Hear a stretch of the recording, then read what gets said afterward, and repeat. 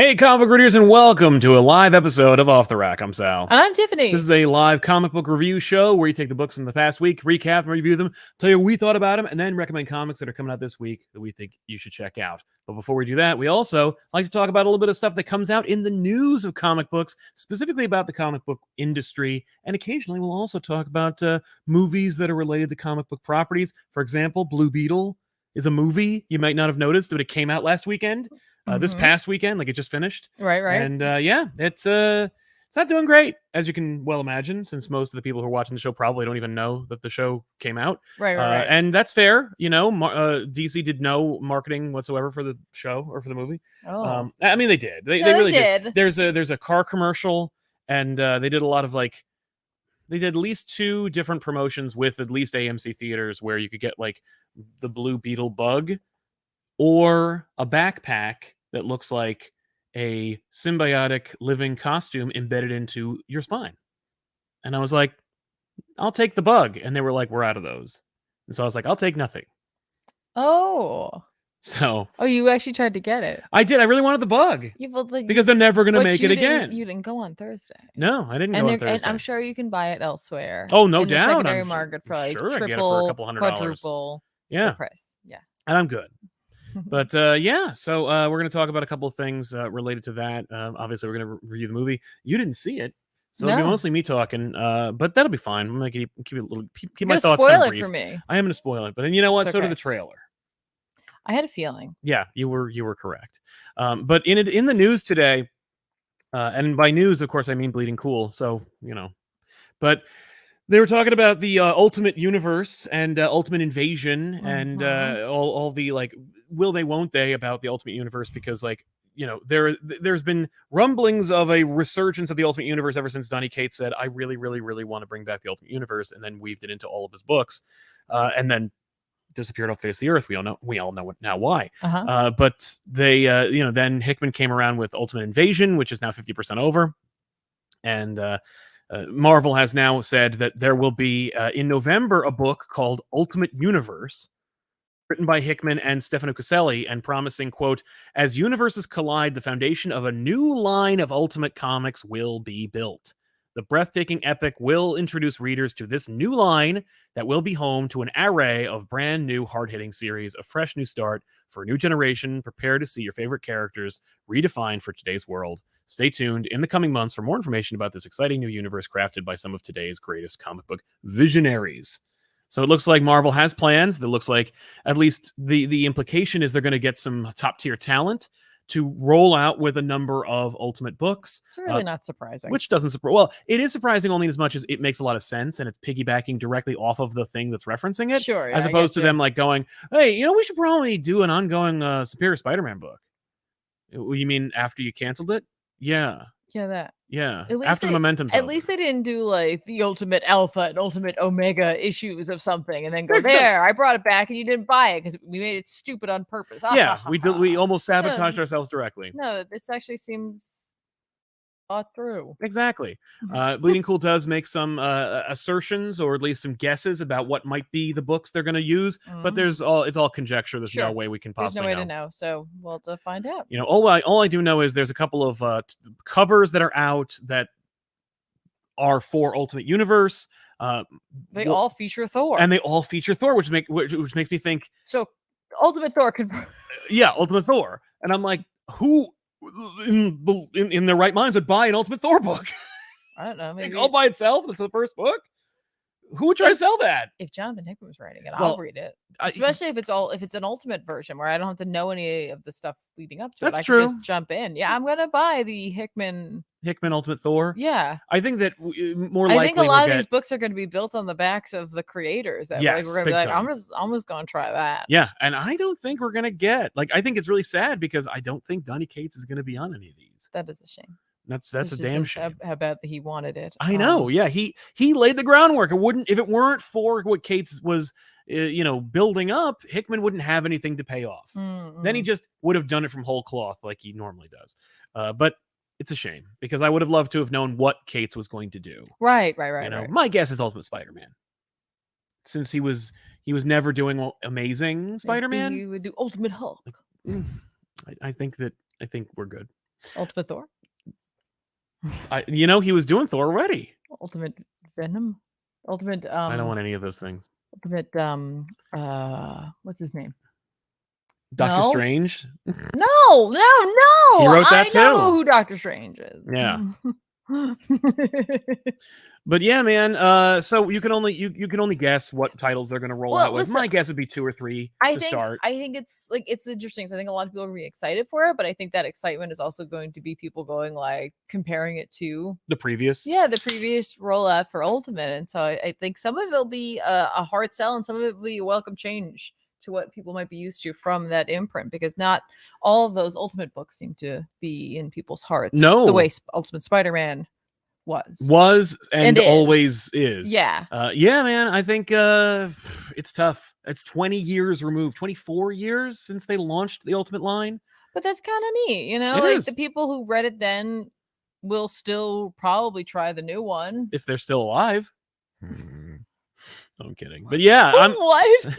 You know, because it was so long ago. You see. Oh yeah, okay, I see. I get you. But then also, there's like some new readership, hopefully, right? Some younger blood coursing through the veins of Marvel that can leech on to this new Ultimate Universe second try. Let's hope they kind of fell apart there. Sure did. My analogy, no, but you know what? You call it that. Yeah. I'm sticking to my guns, my blood guns. Yeah, but of course, Bleeding Cool suggested Ultimate Spider-Man, X-Men, and the Avengers, or at least the Ultimates. Sure, but you know, it's anybody's guess. That would make the most sense to me, but who knows? So that means they'll do Ultimate Thor, Ultimate Blade, and Ultimate Sleepwalker. Ultimate Blade is British. Yes, just like Real Blade. They're gonna be like, okay, real like. Wesley Snipes Blade version, you're now Real Blade. Yeah, you're now 616 Blade. And Ultimate Blade will be distinctly British. Yeah. Yeah. And friends with Thor. Right? Written by Kieran Gillen. Kieran Gillen's Blade. No, not written by Kieran Gillen. Cy Spurrier. Yeah. Ultimate British Blade, written by Cy Spurrier, is a book. It's just Hellblazer, but with is a book that would never be allowed to finish, and I would buy every issue of it and then yell at everybody for not buying it. Yeah, dude. Cy Spurrier's Ultimate Blade, where it's just like Hellblazer Blackula. Yeah. Freaking I want that. Like that would be like almost a Marvel Max style series. Yes. Yeah. Yes. These are where the ideas are, folks. And if you want more of them, you should make sure to subscribe to this video and like the video as well. It helps us out. Subscribe to just the video. Just the video. Well, under the video, you can hit the subscribe button. Sound knows how things yeah. on this channel work. That's right. Yeah, that's why it's going downhill. But let me tell you something that we did this weekend. We also went to a comic book store, Phantasm Comics in New Hope, New Jersey. And we picked up some books. They have a $1 bin sale. We went to 2 comic book stores. We did. We went to Comic Fortress as well in Somerville, New Jersey, and they had a couple of books. We didn't buy a lot. We went to multiple. I bought one, and I think we left it at home. We did. We left it at home. I really wanted to have it as a visual aid. I know. Unfortunately, not here. But we do have this visual aid. We went to the $1 bins and got over 30 books. Ta-da! There they are. Yeah, including Kill Power, the early years. I'm so glad we got that. Yeah, and whatever random thing Beauty and the Beast, which is something that I was like, we're buying this. Mm-hmm. I'm buying this. I have to get one more issue of it though. Yeah. Or books like, Batman Family. Yeah. Look at this. Tracked that down too. Yep. I think I have all of them but 2 of those. You have all but 2. We got this great Hero Illustrated magazine. Again, worth the price of admission. $1? How could you not? The redheaded stepchild or stepsister to Wizard Magazine, Hero Illustrated. They were like, why not? There's like 2 golf magazines. Why can't there be 2 comic book magazines? Oh, we're canceled. You picked up some Legends of the Dark Knight too. I did. I got actually full stories out of all of those. I got I got at least 2 different story arcs from that. Yeah, we also got great characters like Die Cut versus G-Force. I mean, you can't just get this kind of quality anywhere. Although there is a reason we've got a bunch of these. Yes, and it's up in that. And it's because comic books today are garbage. And let me tell you something: when they were making comic books 30 years ago, they were making some quality stuff. Agree with the conjecture online, folks, because they were right when they were making Kill Power and Gene Pool. Let me tell you. Excuse me. That's just. I know Gene Pool's actually the Avengers. Death Metal versus Genetics. Oh, excuse me. And then this is Genetics. Just Genetics. And then this is Gene Dogs. Yeah, which is not the gene pool. Nope. They're in the gene pool with the gene dogs. All worth a buck. All so good, and all things that I'm definitely going to end up having to read. Yes. Like Battle Tide. Or Cyberspace 3000. But yeah, man. So that's that. We bought a bunch of books. Here's some of them. There for our other show. Hopefully, when I look forward to making it. Well, how about Wild Thing? Wild Thing is a book. Introducing Death Duty. Unfortunate name. Oh, Sal also got a Gen 13. I did. I didn't remember Chris Claremont's Gen 13, so I What? grabbed that. What? This? Yeah, Ninja Turtles and Savage Dragon crossing over. They're both green. That's not. And Image got the license to publish Ninja Turtles books. Oh, and I got this because I just thought this cover was amazing. It is. It's probably Mike Grell. Well, I mean, it is Mike Grell on for writing. art or for writing. Yeah. Yeah. Yeah. I couldn't get over that. I was like, this is so great. It is great. This is so great. I love it. Yeah. Oh, and Death's Head 2.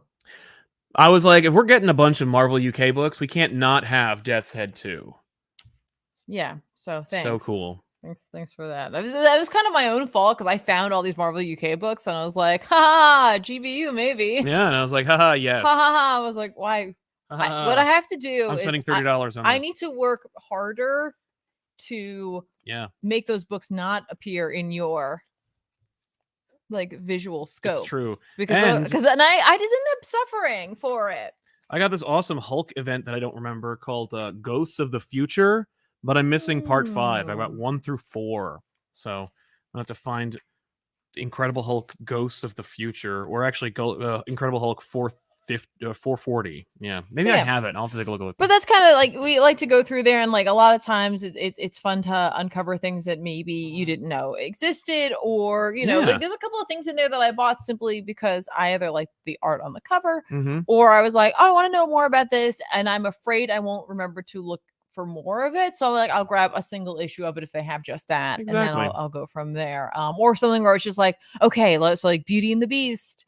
Like now I have, I think 3 of the 4 issues I need. So I just need to get like the last one. And so that's kind of a fun hunt. Yeah, it is. I like, now I'm like, okay, cool. And when I'm at other stores, I have other long boxes. It's just, I don't know. It's interesting, especially if it's like you're trying to do it on the cheap too. So, it's not like it's a holy grail. It's just something I'll keep an eye out for. Exactly. But I'm not going to spend like $4 an issue on it. Probably not. Maybe like one, maybe a couple bucks. If it was the last one, I'd be like, all right, fine, whenever I find it, I got it. Yeah, I gotta know. It's true. But gotta know. Yeah, so we wanted to mention that this show is sponsored by viewers like you. If you're watching the show live, you can sponsor today's show and keep the riffraff out of our sponsorships. You know who you are. You can help us out by using Super Chats. Just ask a question or comment. We'll read it here on the show, and it'll be part of the show forever. Let's jump into some books that are out that we can talk about. Books that are out. I'm a little sleepy, so I feel like I'm just kind of like, a little punchy. I'm a little punchy. Yeah, I feels like it. Does it? Chip Zdarsky and Margaret Checchetto wrap up their epic run with the second Daredevil 14 of their run. This one being the last Daredevil 14 of their run. This one is the end of their entire run. They're leaving, and I assume that it was elective, that Chip was like, I'm done. Was Elektra? Huh? Well, Elektra is in it. But yeah, I've been kind of... Hasn't Checchetto been like on and off of this book? 100%. Yeah, it's just been bouncing back and forth. It's kind of nice though that he came back, right? He's like, I'm going to finish this up with you. I really appreciate that he did. Neat. Yeah, and now maybe he can draw Batman. That'd be cool too. Yeah, it'd be better than what we've got so far. But yeah, this is an issue where we kind of just like it's the denouement. It's just a wrap up. It's checking in and like a resetting of the status quo, so to speak. I was a little bit like softer on this series as it got further away from itself, and it never really got back to it. And so by the end of it, I was less like sad and nostalgic for the entire run than I was just kind of like, oh, that's a real shame, because Zdarsky is a incredible writer, and Checchetto and he together are a powerhouse and made Daredevil like not a household name because he already had been, but certainly that this run is considered to be one of the top tier. And it's like, well, is it? Because like there are more wonderful, incredible Daredevil runs than there are terrible ones. So does this deserve to be in the top 5. And I think it does. But for me, I feel like it did kind of peter out towards the end. And the status quo is not terribly interesting to me. This I like Elektra Daredevil. I don't really, I'm not.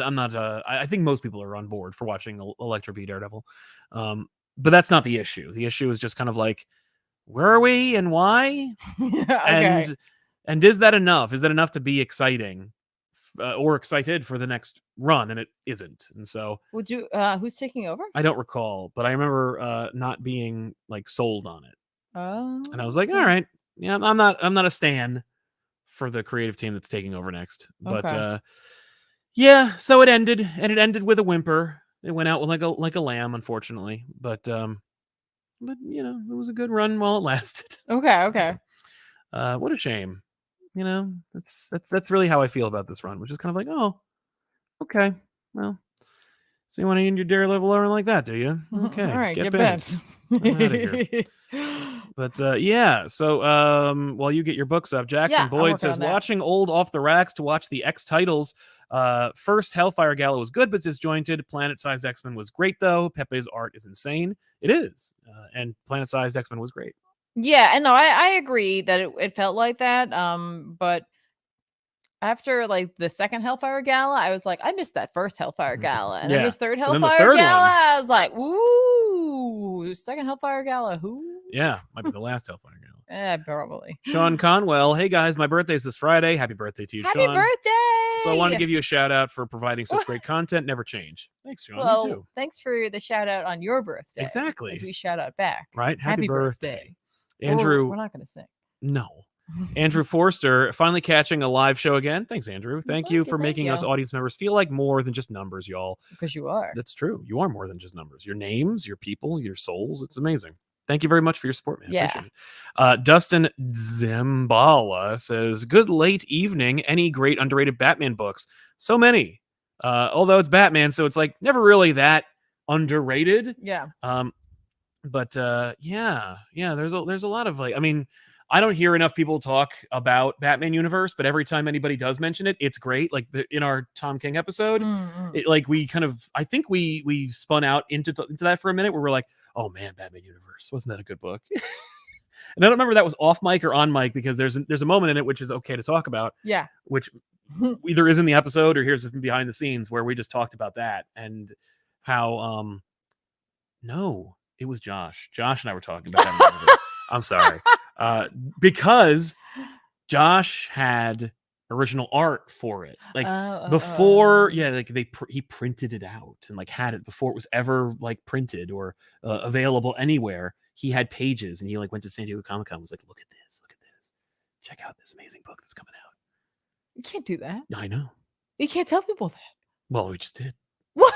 I mean, it wasn't like he lost them, you know. It was okay. You're gonna get a text. No. What are you doing blowing up my spot, Sal? Yeah, just like That's that. never gonna happen.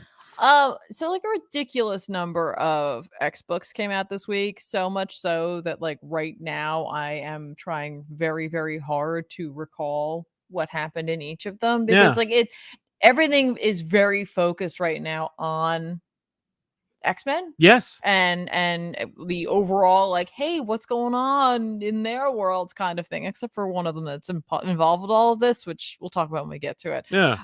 So bear with me here, everybody.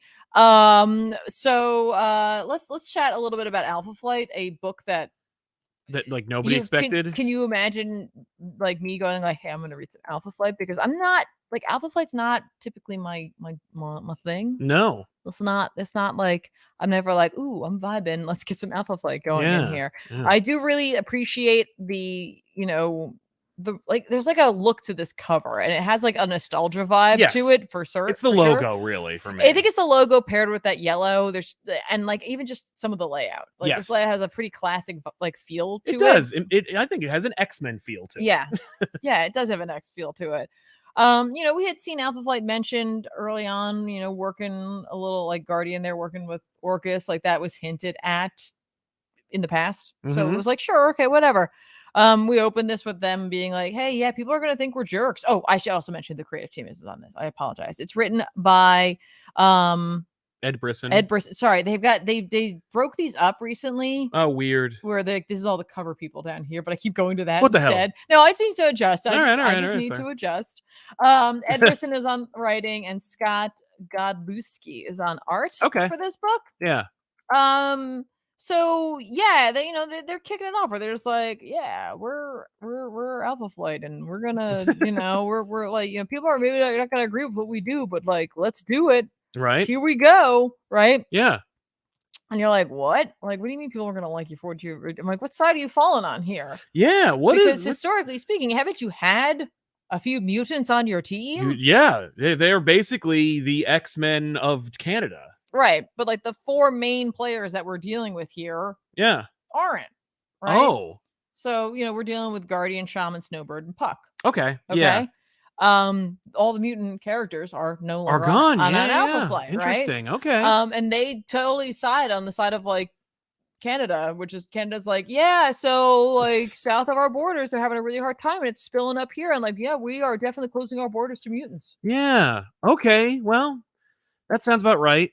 And we're not gonna have that anymore. And we got Alpha Flight backing us up here, where you calling them in, so they make like a huge like showing of it. They're like, "Ta-da, it's us, awesome, yay!" And they're like, "Also, we're working with like Sentinels and stuff like that, so don't worry, like Canada, you're safe." And Canada's like, "Woo, awesome, Great." And I'm like, aren't you guys supposed to be the friendly version of what we got going on? Depends. Apparently not. Yeah.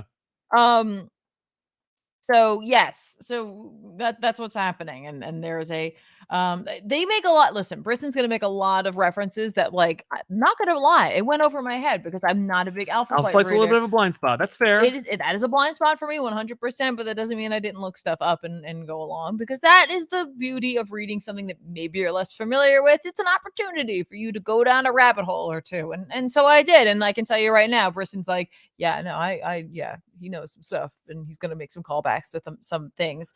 And this is definitely making me feel like they're just trying to wrap some stuff up. It's like, oh yeah, I remember that Alpha Flight, or at least Guardian, had been in talks with Orcus. Yes. And we never really dealt with that. No. They're like, that's why Alpha Flight's got a book. And I'm like, oh wow, I totally forgot about that until I saw like that Orcus like being mentioned in this book. And I'm like, right. Okay. But essentially there's a gentleman by the name of Roger Box Jr., and they bring up Roger Box Sr. And then listen, if you don't know who he is, that's fine. They got you. There's an info page. Great. They're going to give you the context you need for this. Okay. You can also just look it up and find out more about his character or not. It's totally up to you. Right. Yeah. Because trust me, you're going to have to look up a character that shows up in a moment. Because we see that throughout Canada, like in office buildings, like folk are like, Orcus are showing up, like being like, excuse me, you there. We're pretty sure we had no mutants here, but it turns out you are one. So, and like, this one dude's like, get into our happy camps, right? This one dude's like, not me. They're like, Dr. Lucas Peterson. Mm-hmm. He's like, no, I'm not a mutant. He, like 5 seconds later, he's like, okay, I'm definitely a mutant, and here's my display of my powers, and now I have to run away. Okay, cool, bye. Yeah. We will, like, a lot of the story in this issue will focus on him, which is very cool. All right. Because he gets a burner phone, which I love that. We see him getting the phone. He's like making the call. He's calling his family. And I'm like, okay, if I know anything about this type of situation, when we pan back or we pull back from his wife on the phone, Orcus is going to be there. Yes. And they were. And I'm like, and that is not like, I am not like, oh, that's lazy or whatever. That's just, I'm like, yeah, we're in this genre right now. That's what we're doing. Okay, cool. And he's like, listen, I need to come clean, like, I'm not who you think I am, but I love you. He's like, I gotta, what's his real name? He has a real name, and it's Albert Lewis. He's like, my name's Albert Lewis. I'm a mutant, but like, I married you and we have a kid. Albert Lewis is a character who was created in the early 90s, or like mid to late 90s, somewhere in the 90s. Okay. Right. And like, Brisson's like, let's bring him back. Yeah. Bring back Albert. What's his superhero name? I don't think he. Well, I believe they call him Feedback. When I looked him up, I didn't see that he had a superhero name, but his name's Feedback, and that's what he can do. He can like draw people's like bioelectrical energy, and then like use it to like almost like armor and make like a thing around him. Okay, right. But like he tried to give it all up, and he just wanted a normal family, and it didn't really work out. Yeah, that's where he is. But he's just like, I can't come home just yet, but I love you, and blah blah blah. And they ping the phone. And then like, they're like, you did the right thing. And she's like, I feel like There's I like didn't. a bunch of dudes in her house with her kid. Like Yeah. she's like, I didn't really have a choice. Right, I didn't do anything. I was Like, forced there's to do literally that. no way you're not going to make the jump that, like, oh, your husband's a mutant, therefore your kid's a mutant. Like, so she's Yeah. like, I have a feeling this woman's like, I have to do this because Mhm. otherwise they're going to hurt my kid. And Right. I'm like, all right, I'm down. Right. Yeah. So we also see like Alpha Flight, they get like, they get pinged as well, where they're just like, there's a guy who's like, you know, it turns out he's a mutant. You know, he's been like fine. Now all of a sudden, like, he attacked people. So they go out to get him. And he's just like, they attacked me and I didn't mean for this to happen. And I'm sorry. And they're like, haha, who cares? Right? Like, screw you. So like Snowbird transforms into an owl and like attacks him. It was just like hilarious to see it happen, but then you see how huge she is, and I'm like, oh right, no, I know she's a big owl. That's scary. Yeah, that is scary.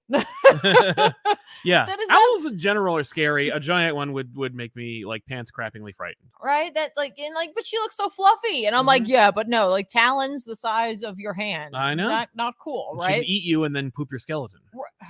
No, she throws it up. Oh, that's right. You know, covered in your own hair and fur. Yeah.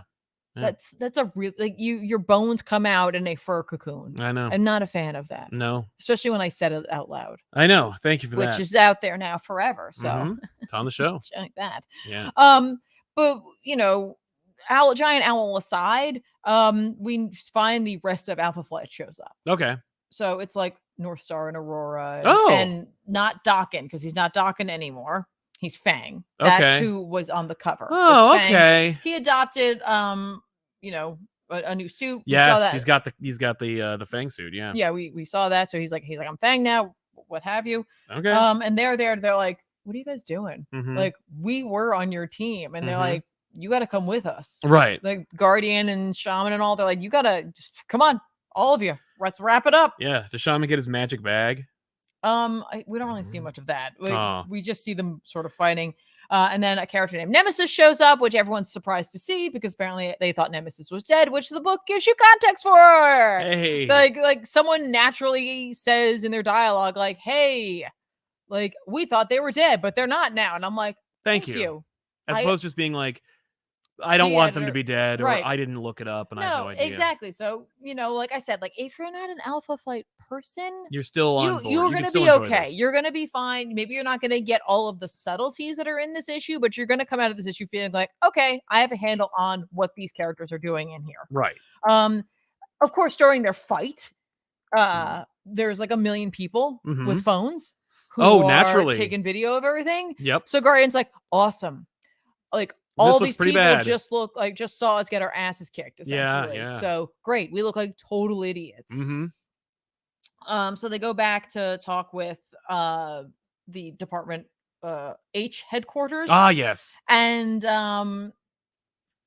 get shoot out, essentially. Yeah, okay. And they're like, we're gonna use Box Sentinels because he's using some of his dad's technology. And so the idea here is that they have like, there's a helmet that this guy's going to wear because they're AI. They're actually better than the Stark Sentinels. They're faster. They're awesome. They can track, like, once they get a mutant's like signature or whatever, they can track them anywhere. It's not like regular Sentinels, so they're a real problem. And Guardian's like, isn't AI kind of an issue? Right. Like, what if it goes rogue? And they're like, no, it's cool. I got a helmet. It doesn't do anything I don't want it to do. Like, it'll shake your hand right now. And I'm like, cool. I do love the theming within X-Men. Yeah, like robots are bad. Put a helmet on. Right, and wear a big Cerebro on your head. Wear a big Cerebro-looking helmet. Awesome. They're like, we're going to launch them now because, like, we can't have people thinking you guys are fools because you couldn't handle them. They're like, to be fair, we didn't realize that, like, the rest of Alpha Flight was going to show up, but, like, we know all of their weaknesses. We can handle this. Like, we worked with them. And we didn't know Nemesis was even alive.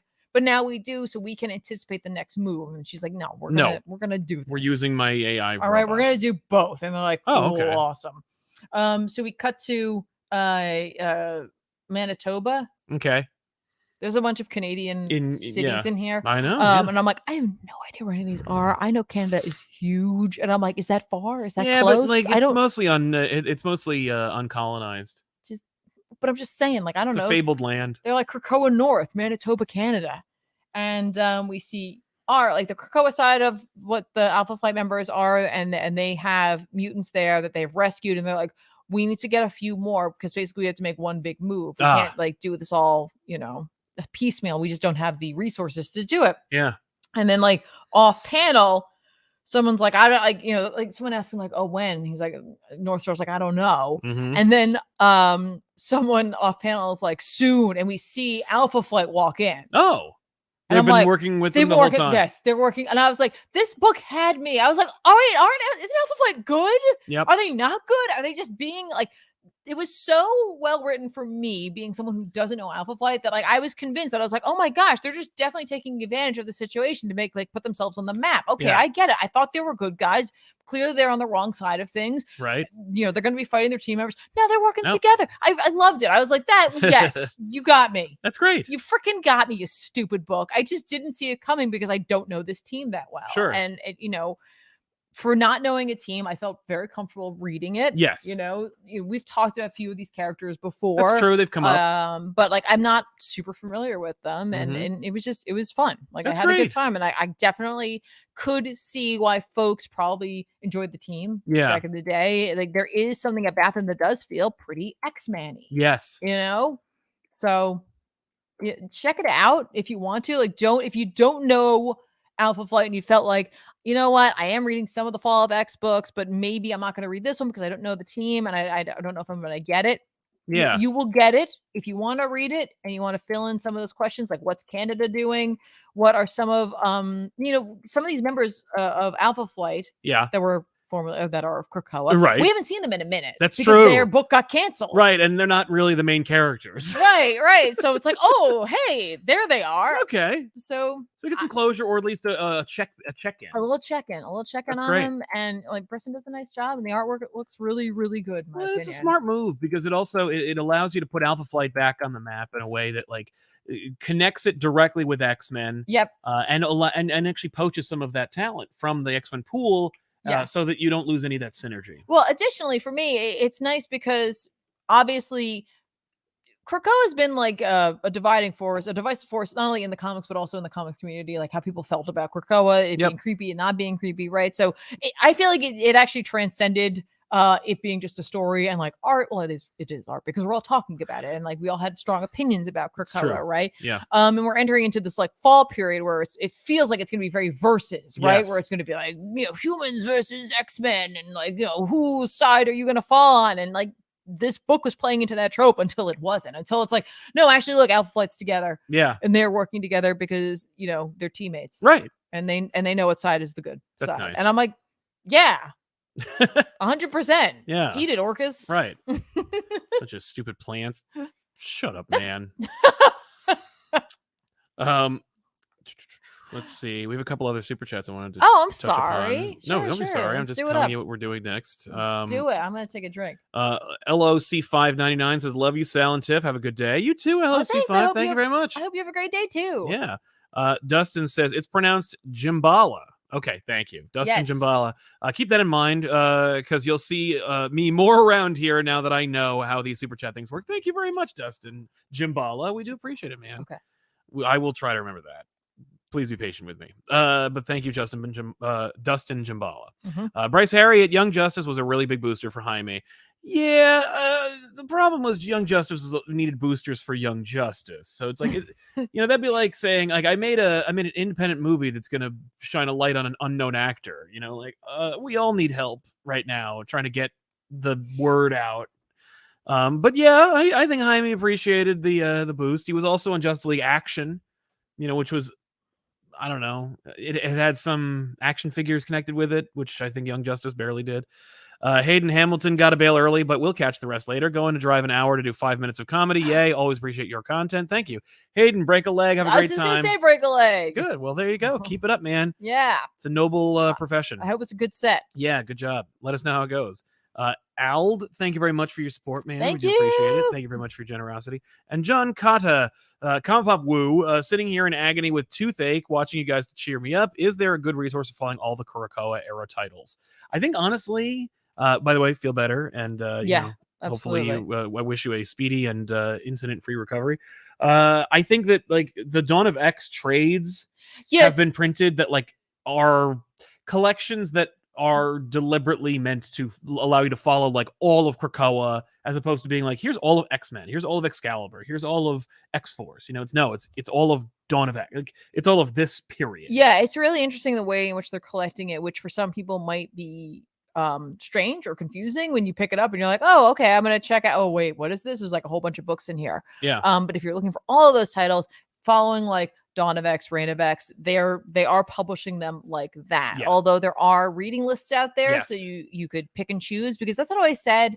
You know, if you want to, you know, save a buck or two, feel free to pick and choose. But It's if you're true. going to be reading the back in trades, it's, you know, it's a pretty good bargain, especially if you can find them on sale someplace. True. But yeah, definitely go and check out how they're printing these. Yeah. You know, via like the Dawn, the Reign.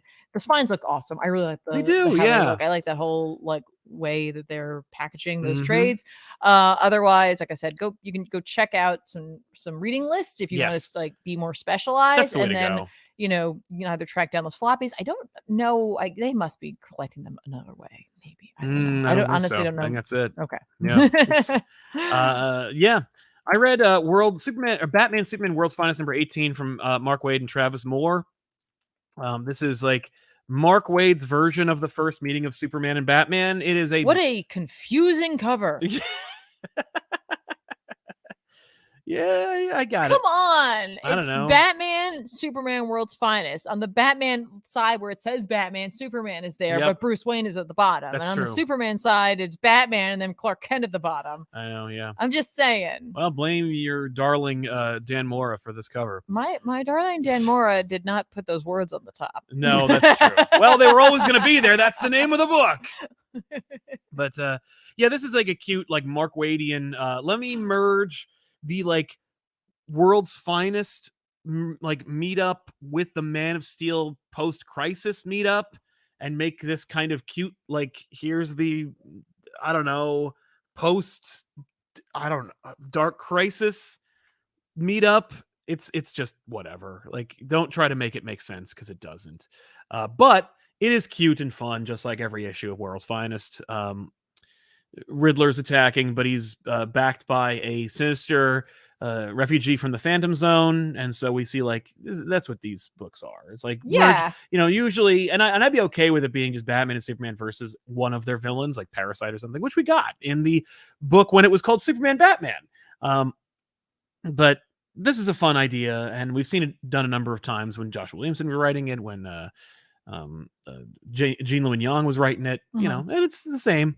I miss Dan Moore, but he's back in the next one. Moore does a nice job with the art in this book, but yeah, overall it's fine. But you know, I'm more excited for the next arc than I am for this one. But I did have a nice time reading it because, like, you know, it's well written. Okay. I was just thinking about the fact that yeah, well, like Hellions has like a volume 1. So I'll bet there are volumes. I'm just thinking out loud. That's fair. We read Uncanny Avengers number 1 from Jerry Duggan. Yeah, let's talk about with that. art by Javier Garon. This is like the return of the Avengers Unity Squad. Captain America's had enough of the X-Men / mutants being marginalized and treated like crap. I always liked Captain America's relationship with the mutants, because for him it's like, okay, so like I think that one could, and I don't really see a lot of chatter about it, but assume that people would think that Captain America kind of overcompensates when it comes to mutants. And I like that, because it means because I think Captain America missed the civil rights movement. And I think he's like, I have to do something. And this is kind of my wheelhouse, because I'm a superhero. And as far as I'm concerned, any mutant could be. Yes. So I get to like do something. I get to do the right thing and be on the right side of history during a historical moment in the present. And so I love the Avengers Unity Squad, though I hate the name, like Deadpool. And I think that they should just call them the Uncanny Avengers. I think that if the book isn't called the Avengers Unity Squad, there's a reason for that, and it's called branding. Right. These guys know that because they have publicists.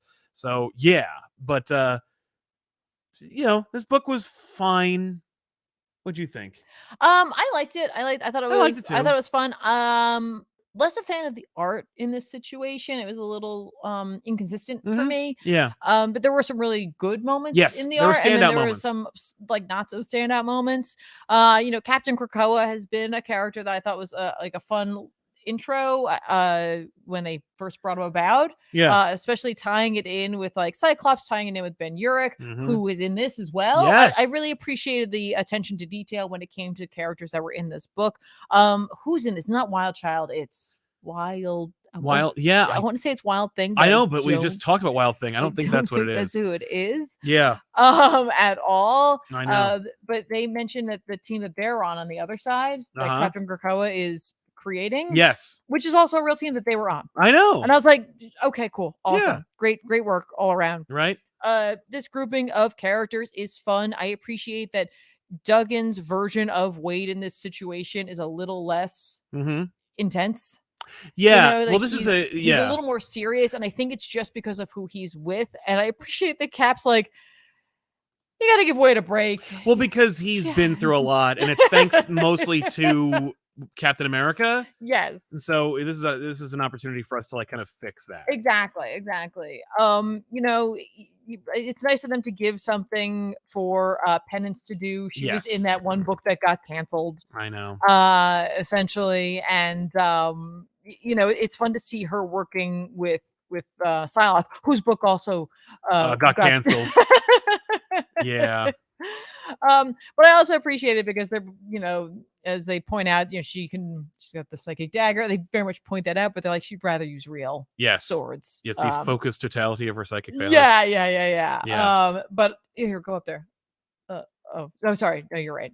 It was further down. But yeah, anyway, the Liberation Front. Oh yes, the Mutant Liberation Front. Yeah, that's New Mutant. The new one. But anyway, this team is interesting. I appreciate too that they use even just Wild Side.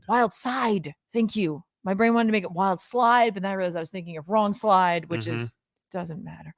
But again, little attention to detail where it's like Wildside was a part of the Mutant Liberation Front back in the day. So cool.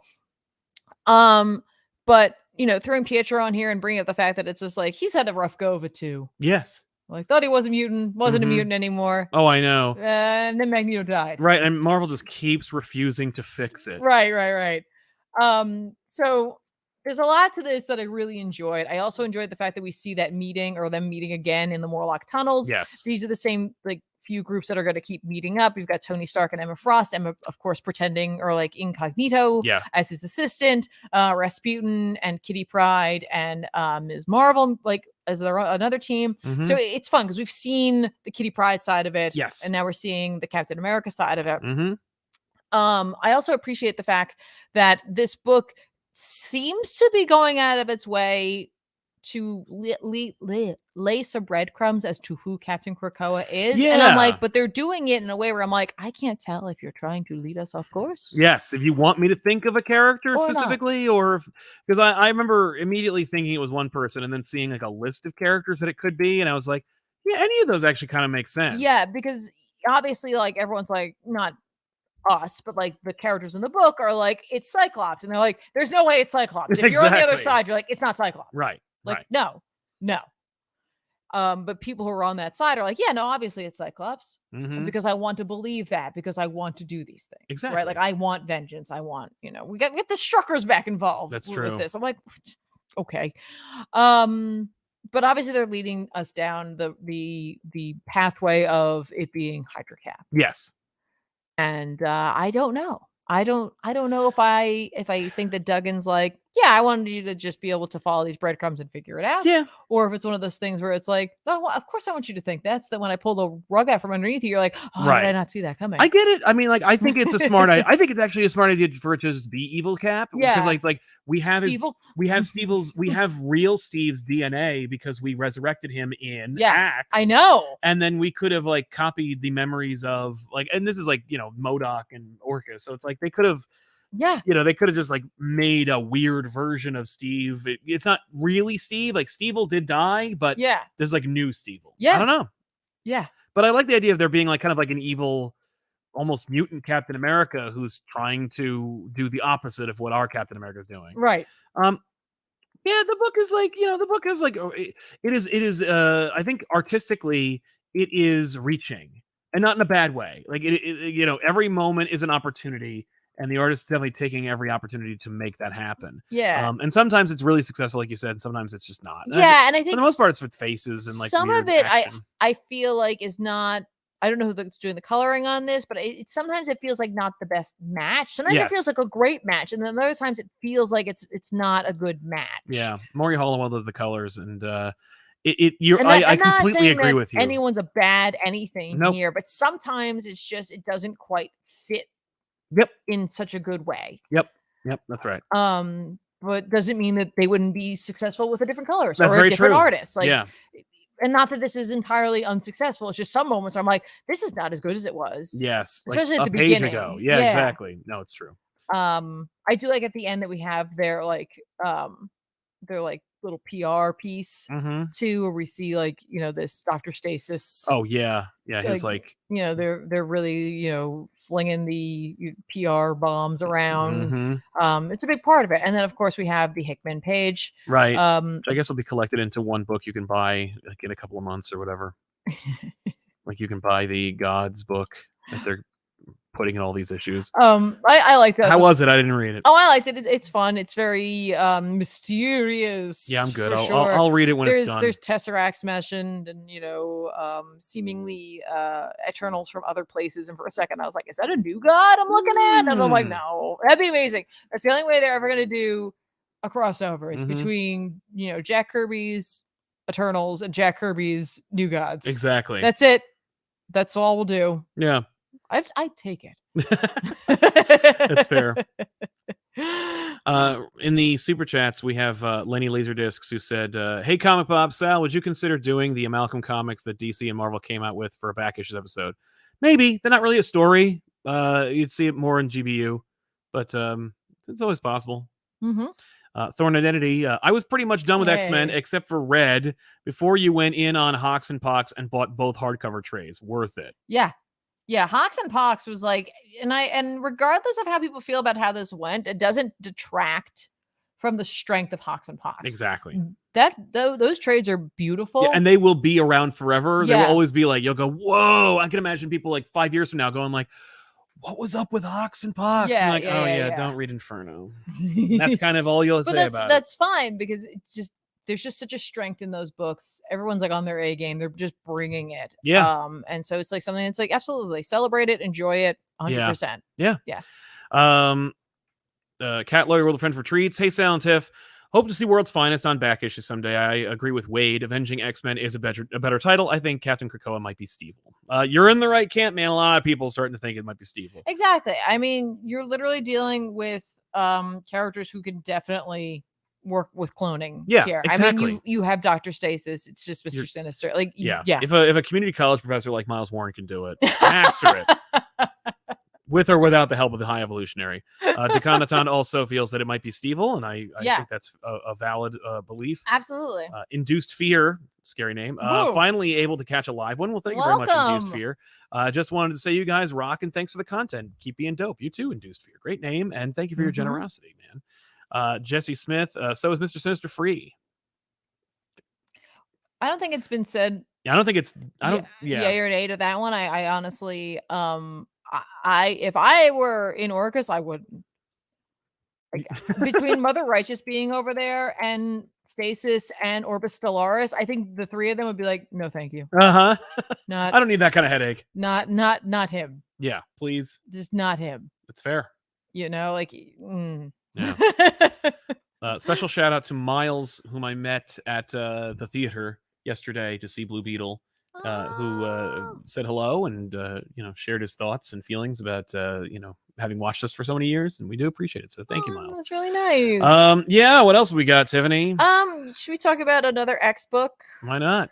Should we talk about an X book or what I'm calling an X adjacent book, even though it's 100% in the list to fall to X? You talking about Ghost Rider? I am talking about Ghost Rider. Weapons of Vengeance. It's Ghost Rider 17, written by Ben Percy with art by Jeff Shaw. same creative Great. team from the last issue we talked about for this.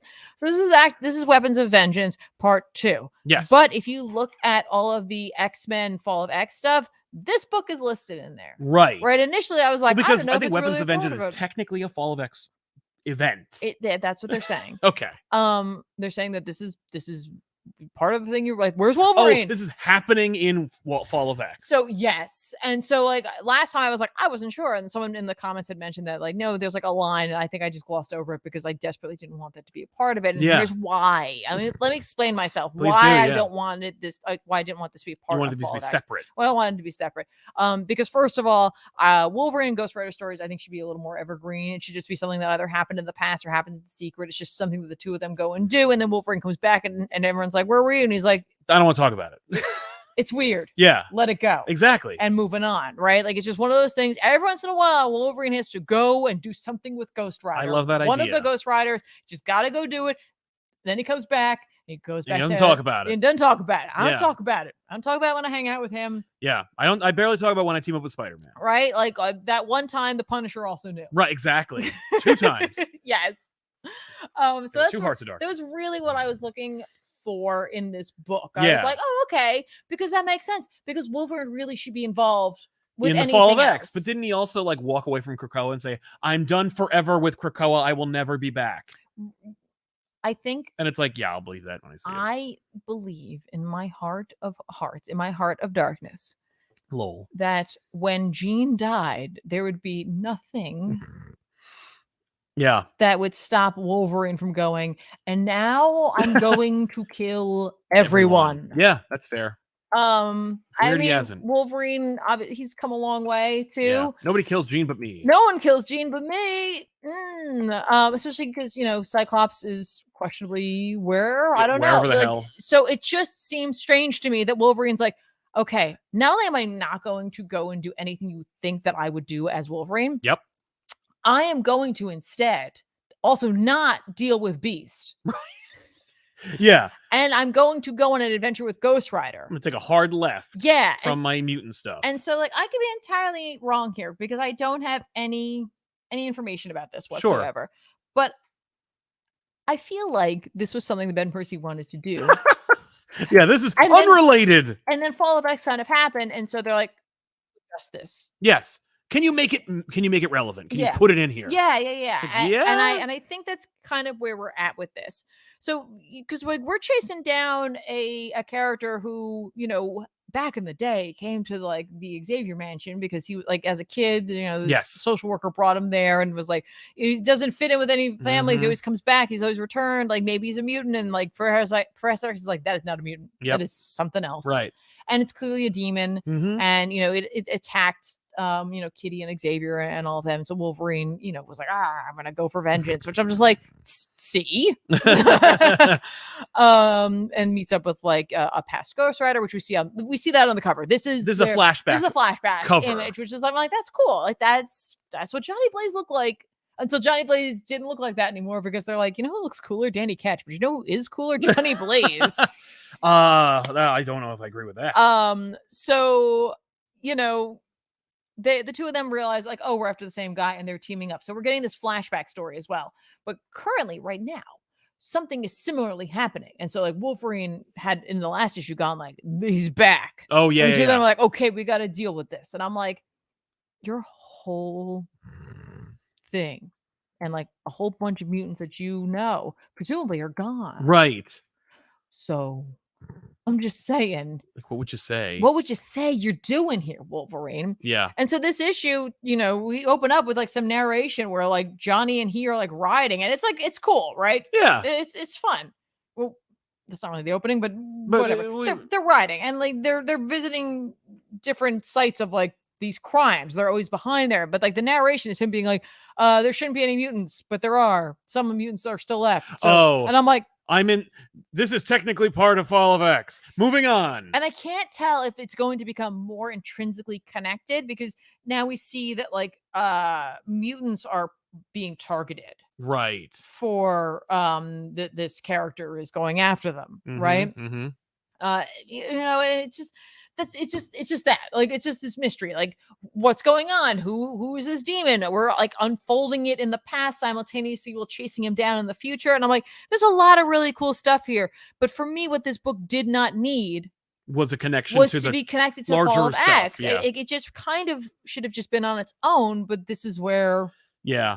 But if we had our druthers, like if you were an editor at Marvel, this would have been a Black Label competitor as a self-contained, not original graphic novel, but rather would have become one as a mini series. Yeah. Like the Doctor Strange book being printed, oversized. Like it would have been a big, so good ridiculous thing drawn by like Ryan Stegman or something. Yeah, and it's only 4 parts. Right. Like this is only a 4 low parts. commitment. It was like an Alpha, an Omega, a Ghost Rider, a Wolverine, and then the last issue. Yeah. Like, and that's it. It's just these 4 parts, and it's just a little frustrating because seemingly, I'm gonna guess like Percy couldn't get this through, right, without it being connected here, because it's like, really, Wolverine should be doing something else. And maybe, I don't know, because this is just issue 2. Maybe issue 3 or 4 is going to change something or show why it's so going to be part of Fall of X. It needs to have the logo on it. Yeah. It doesn't, though. That's what. Yeah, you're right. But it's just confusing for me because in the back of the other lists, it's there. Like in those X lists, it's back there, and I'm like, I promise you, they'll throw it away. But don't take that as a detraction from this book, because honestly, I am enjoying the story. I do really enjoy seeing Wolverine and Ghost Rider teaming up. They're fun. Yeah, like it's just a fun dynamic. They have a fun dynamic, and it's not, like I said, it hasn't always been Johnny that will team up with Wolverine. Sometimes it's Danny, but it's always interesting because it's like Wolverine's been around, he's seen everything, right? Like he's seen it all, and when you put these 2 characters together, one who has like this ageless demon within him, it's funny to see like old versus old in a way, right? Yeah, where it's true. like Wolverine's like, I've been around, and he's like, me too, right? Yeah, that's fair. And like Johnny's like a little closer to Wolverine in a way, like as opposed to Danny. Like Johnny rides around and goes to dive bars, and like, yeah, he's more rough and tumble. Not that Danny doesn't do that, but like it just strikes me that those 2, like, they might get along or not, or they'd hate each other because they're a little too close. That's fair. So yeah, it's unfortunate for me that they felt like they needed to do this. But maybe it'll prove itself in the end. I'm still enjoying the story, and I'm just trying to imagine it divorced. Divorced from it. Yeah, but I can't. That's fair. They're like, it's like the beginning of the story. It was like, no, Tiffany, this is connected. This is canon. Fine, okay, whatever. Really quickly before I go on to my next X title, I want to mention really quickly. Last week, I had brought up that a book that's coming out from Image. I believe it's only 5 issues. It's called The Cull. So The Cull #1 came out. It's written by Kelly Thompson with art by Mattia De Lulis or Luli. I believe the colorist also did some art in there, but I'm not 100%. I thought I saw that in there. I don't have the book with me because I had an actual physical copy of it. This is great. Yeah, this is really good. Kelly Thompson, for me, is known for writing some more like sarcastic characters. This is just about a group of teenagers, so it's very natural that there might be some sarcasm here. So it doesn't seem forced or anything like that.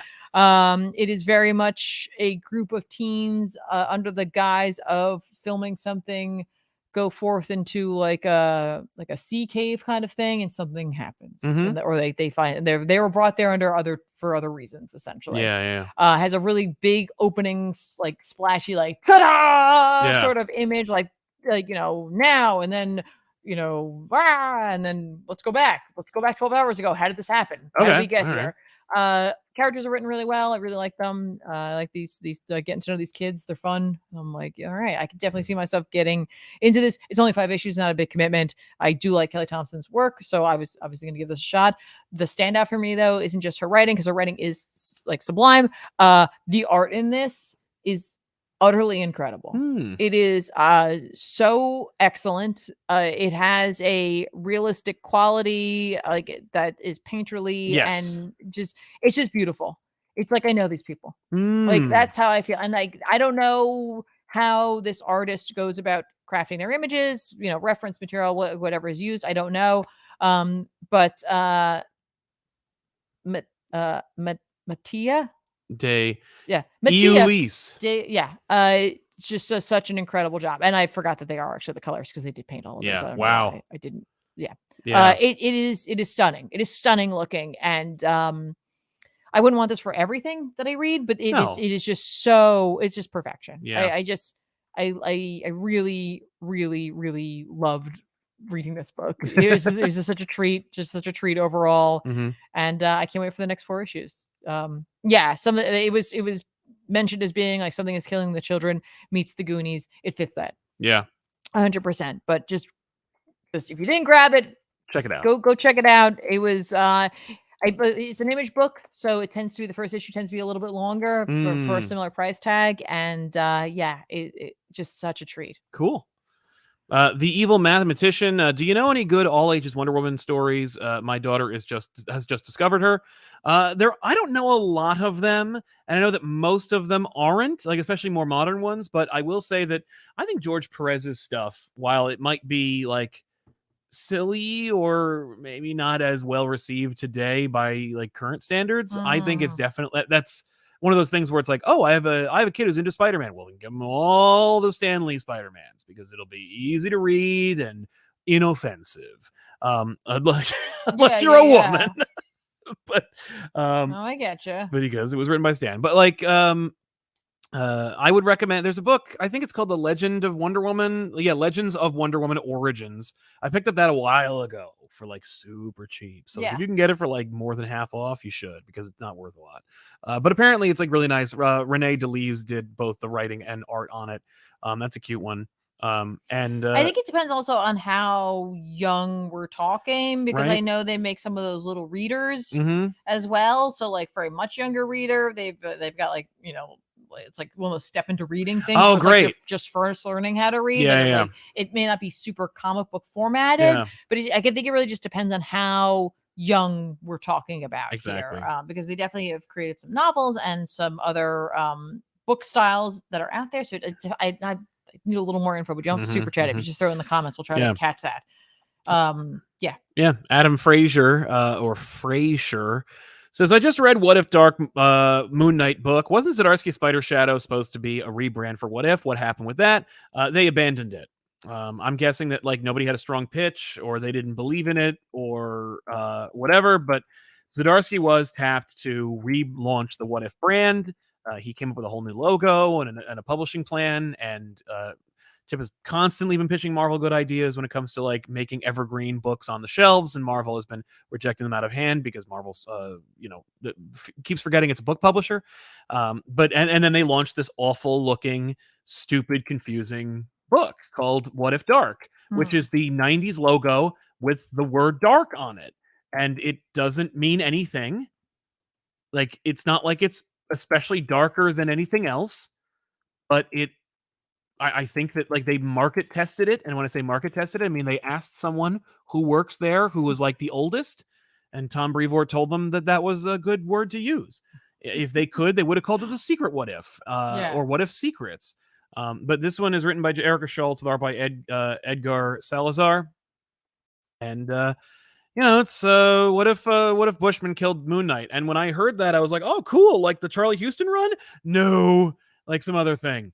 And I'm like, oh, okay. And the idea is that Mark dies and Marlene becomes the new Moon Knight, but not really. It's Ra calls her up and is like, I really like the look of Moon Knight. How about I do the same thing, but you look like Moon Knight, but have gold accents like Moon Knight used to have.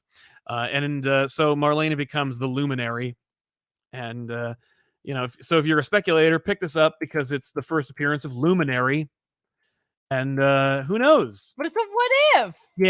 Yeah, but Valeria first appeared in a What If as well. Okay. But yeah, this was easy to read, and it had fun art, and perfectly harmless. It was the most What If book I've read in a long time, where it's very much just like, what if this, but that, not like that embarrassing Spider-Man cover, but it's fine.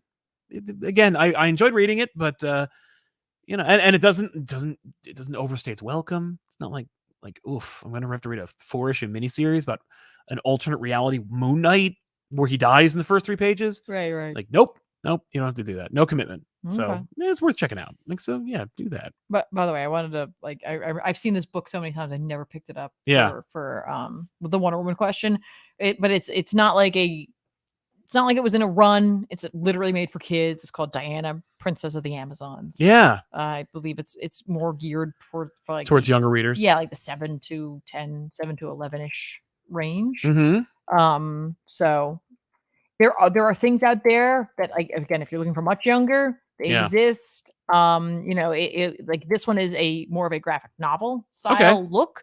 So if you're trying to also, you know, encourage your kid to you know, your child, like your kid, to get into the habit of reading comics. Yes. It's not a bad way as well to like get them used to being like, oh, how do I read these pages? You know, like, how do I do this? Right. So there it is.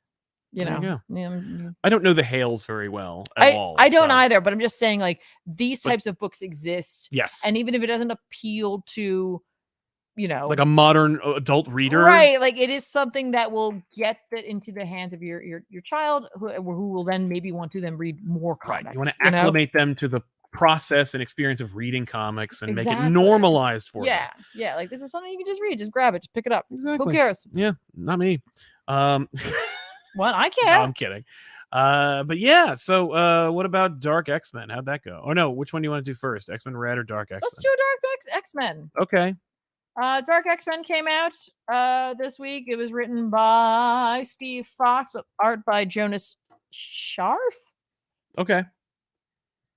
Did I say that right? Couldn't tell you. Maybe. I don't know. Yeah. Again, art looked good, most of it, and then occasionally there was a panel or two where I was like, oh, I can't tell if it's the coloring or the what, but like for the most part, really enjoyed the art in this. A little darker looking, obviously. We're dealing with Madeline Pryor. What's Madeline Pryor been up to? Well, if you were like me and were reading this digitally, you didn't realize that there was stuff past the last page. Oh no. Whoops. Whoops. Which was kind of like, I peeked through it really quickly, which was just kind of like a Madeline setting up an embassy, because there's an embassy now for Limbo. Okay, all right. And they're still okay. Like, they're still acknowledging it. So like mutants are going there. Mutants had gone there to leave Krakoa because they're like, this is all garbage and stupid. Let's go there anyway, because like they're edgy and cool. Oh, I see. And I'm like, sure, I could see that happening. Yeah. Why not? Right. And so I believe that what that was. I'll have to read that later. All right. Oops, my fault, because I just stopped at the page. I was like, well, we're done, right? Yeah. So yeah, like this is just about how like Madeline and Havoc will wake up and she's having like weird, potentially prophetic dreams. She doesn't know just yet, right? And she'll wake up and there's protesters outside being like, you suck. Right, because you're a clone mutant. You're mutants, and you know they appreciate the fact that like some of them say like hell no and get the hell out of my city, that kind of stuff. And you're like, all right, fine, whatever.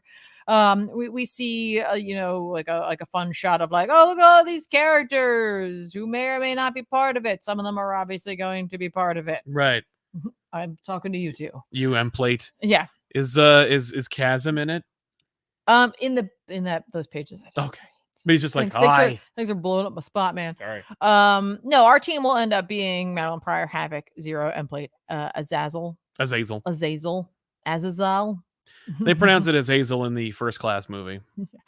I don't know. You know, Gambit will be there. Archangel, Maggot, Gimmick, and Albert. So it's like, okay, cool. Right. We got this is the team. This is cast characters. This is the book where it's like, how do we get the team together? How does this happen? Is it gonna be like one of those like, hey, I like the cut of what you're doing. Come on over. Not really. Okay. It's more like there's a couple of characters working together here and a couple of characters working together there, and then kind of stumble into one another. Cool. Do you remember Children of the Atom? Yeah, of course. Yeah, oh, it's this? But that's where Gimmick is from. Oh. She was the only one that was actually a mutant. Remember? Oh, yeah. Yeah, and you know, she's hanging out with one of her friends. They're trying to hide her. And the friend who's supposed to be helping to hide her, her dad finds out that she's down and is afraid that like something's gonna happen to like his daughter, and so he's like, yeah, I'm gonna call. Right. And by daughter, I should say kid, because I honestly I don't remember how anyone identified it in that book. So regardless, Gimmick is in this book. Yeah. And is part of this team. And I was like, oh my gosh, totally forgot. And by part of this team, I mean presumably. Because they didn't make it on the cover, but I think that was supposed to be more of a surprise. And it was like, we remembered that Children of the Atom happened. I'm like, yeah, okay, awesome. Archangel and Gambit save her until that totally goes awry, and they don't really save her. Oh, because they are surrounded. And also the group who had taken her, Orcus, the what's the van called that they come and take you in? the paddy wagon. No, it's like the dumbest name ever. I'm not calling it that. The vehicle that comes to take them, the security force, that's what I want to call it. The security force that goes to grab her has a Wolverine bot. Remember they had those for a little bit? Well, they have one of those, and it causes all kinds of problems. Oh no. But that's fine because Madeline Pryor and Havoc and Azazel and Emplate show up. Okay. And they all kick ass and take names, right? Archangel gets hit. Oh no. Pretty bad. Oh. And like Gimmick's like, he's going down. They're like, no, it's cool. He has a healing factor. Don't worry about him. Yeah. Just take care of yourself. And that's when Havoc gets stabbed in the throat. Oh no. Which is like, oh no, because like as we know, like Resurrection protocols seem to be off, right? Like what's going on here? Madeline gets upset about that. I really love this image of her yelling out Alex and then like killing a couple of people. Like it's just really funny because like she's like really upset, and then there's like, oh god, oh no. I'm like, ha ha ha, funny. That's my kind of humor, I guess. They additionally they established that Madeline has like, okay, so she's like, all right, so here's the thing. She's like, as soon as I felt, because she felt the psychic scream of Jean dying. Right. Like, she's like, I felt that. And she's like, as soon as I felt that, we should have just utilized this thing that I have. And I was like, what do you have? What thing? Yeah. What do you got? And like, they did a really nice job of like hiding that, because it was like, she's like, we should have done that. Credits page. Now let's find out. I'm like, well done. Thank you. Right. They basically go into limbo, and she's like, when Xavier's twin, parasitic twin, annihilated Genosha, right? It was really traumatic. And so essentially it like created a cerebro demon. And so there's like this like demonic cerebro helmet that she can use. Oh, cool. And she's like, I felt like you could feel Genosha die. Like any telepath could have felt Genosha die. Sure. Right? I didn't feel all of our people die. She's like, I don't think they're all dead. But they're not dead. Yeah. I just felt. Oh, we knew that. Yeah. Right. But I'm like, okay, so like we're getting. But we're sowing that seed. Like more people are believing that. They're alive. Yeah. So she's got like, she puts on the helmet. It's really cool because it's bones and. Yeah, it looks sweet. On my desk. That's right up my aesthetic. Exactly. Looks dope. I will. Yeah. Please give me that. And I believe that's how they find this. Like, gimmick, and they go to help her. But they bring Havoc back with them, and they leave Angel behind. Oh, because they don't have enough people to grab him. I'm like, I think this is I don't know if it's part of a plan or what have you, but we see that he's collected by Orcus and brought somewhere, and you're like, where are you bringing him? And then it's like to these like two super shadowy people that you definitely would be in this book. 100%. These people are in this book. You see these people, you're like, you're the villains of the book. You're in this book. Yeah, no, you're in the Dark X-Men. Got it, right? So this is how Gambit becomes part of this team, right? Yeah. And clearly it seems like they might be doing something with genetics, because they warn the guard, these two figures, like, you better get out of here before like our guest might whatever, and we like reveal like what's there, and it's like the true Goblin Queen. Right. And what it looks like to me is a combination of Darkchild and Madeline Pryor. Yeah. Like put together. Right. Now, admittedly, they did have some of Magic's DNA. Yeah, I think so, because they put those nanobots into her, so I assume they had it. And then what looks like a xenomorphic Nightcrawler. So they're messing around with something as well. There's all sorts of chimeras. There's all sorts of genetic shenanigans going on, and I don't know if maybe they were trying to utilize Angel or Archangel to go and find. I don't know, but like it seems like an oversight to leave him behind. This strikes a chord for me, because it's not quite the same feeling as Hellions had. Yeah, because Hellions is one of those books I think a lot of people are like, what happened? Like, how did this book end up being so spot on for these characters? Because a lot of people have maybe lost a little faith in Zeb Wells. But like just knowing that like he wrote this really great run with Hellions was a lot of fun.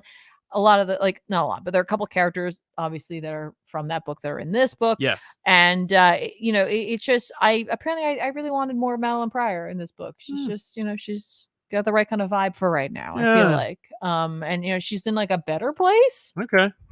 Well, certainly more powerful. Well, I mean, like she's like, I feel more complete, right? Cool, Yeah. awesome, All right, cool. That's good. And then Jean died, so do I feel good? I don't really know. Yeah.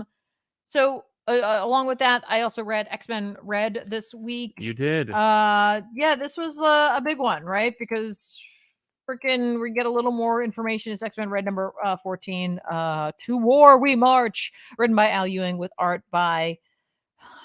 Forgive me. All right. I don't know. I'm just the worst at pronouncing things. And I never think about it ahead of time. I never think to myself, maybe I should look it up. I'm just like, cool. I will deal with this live on the channel. Yeah.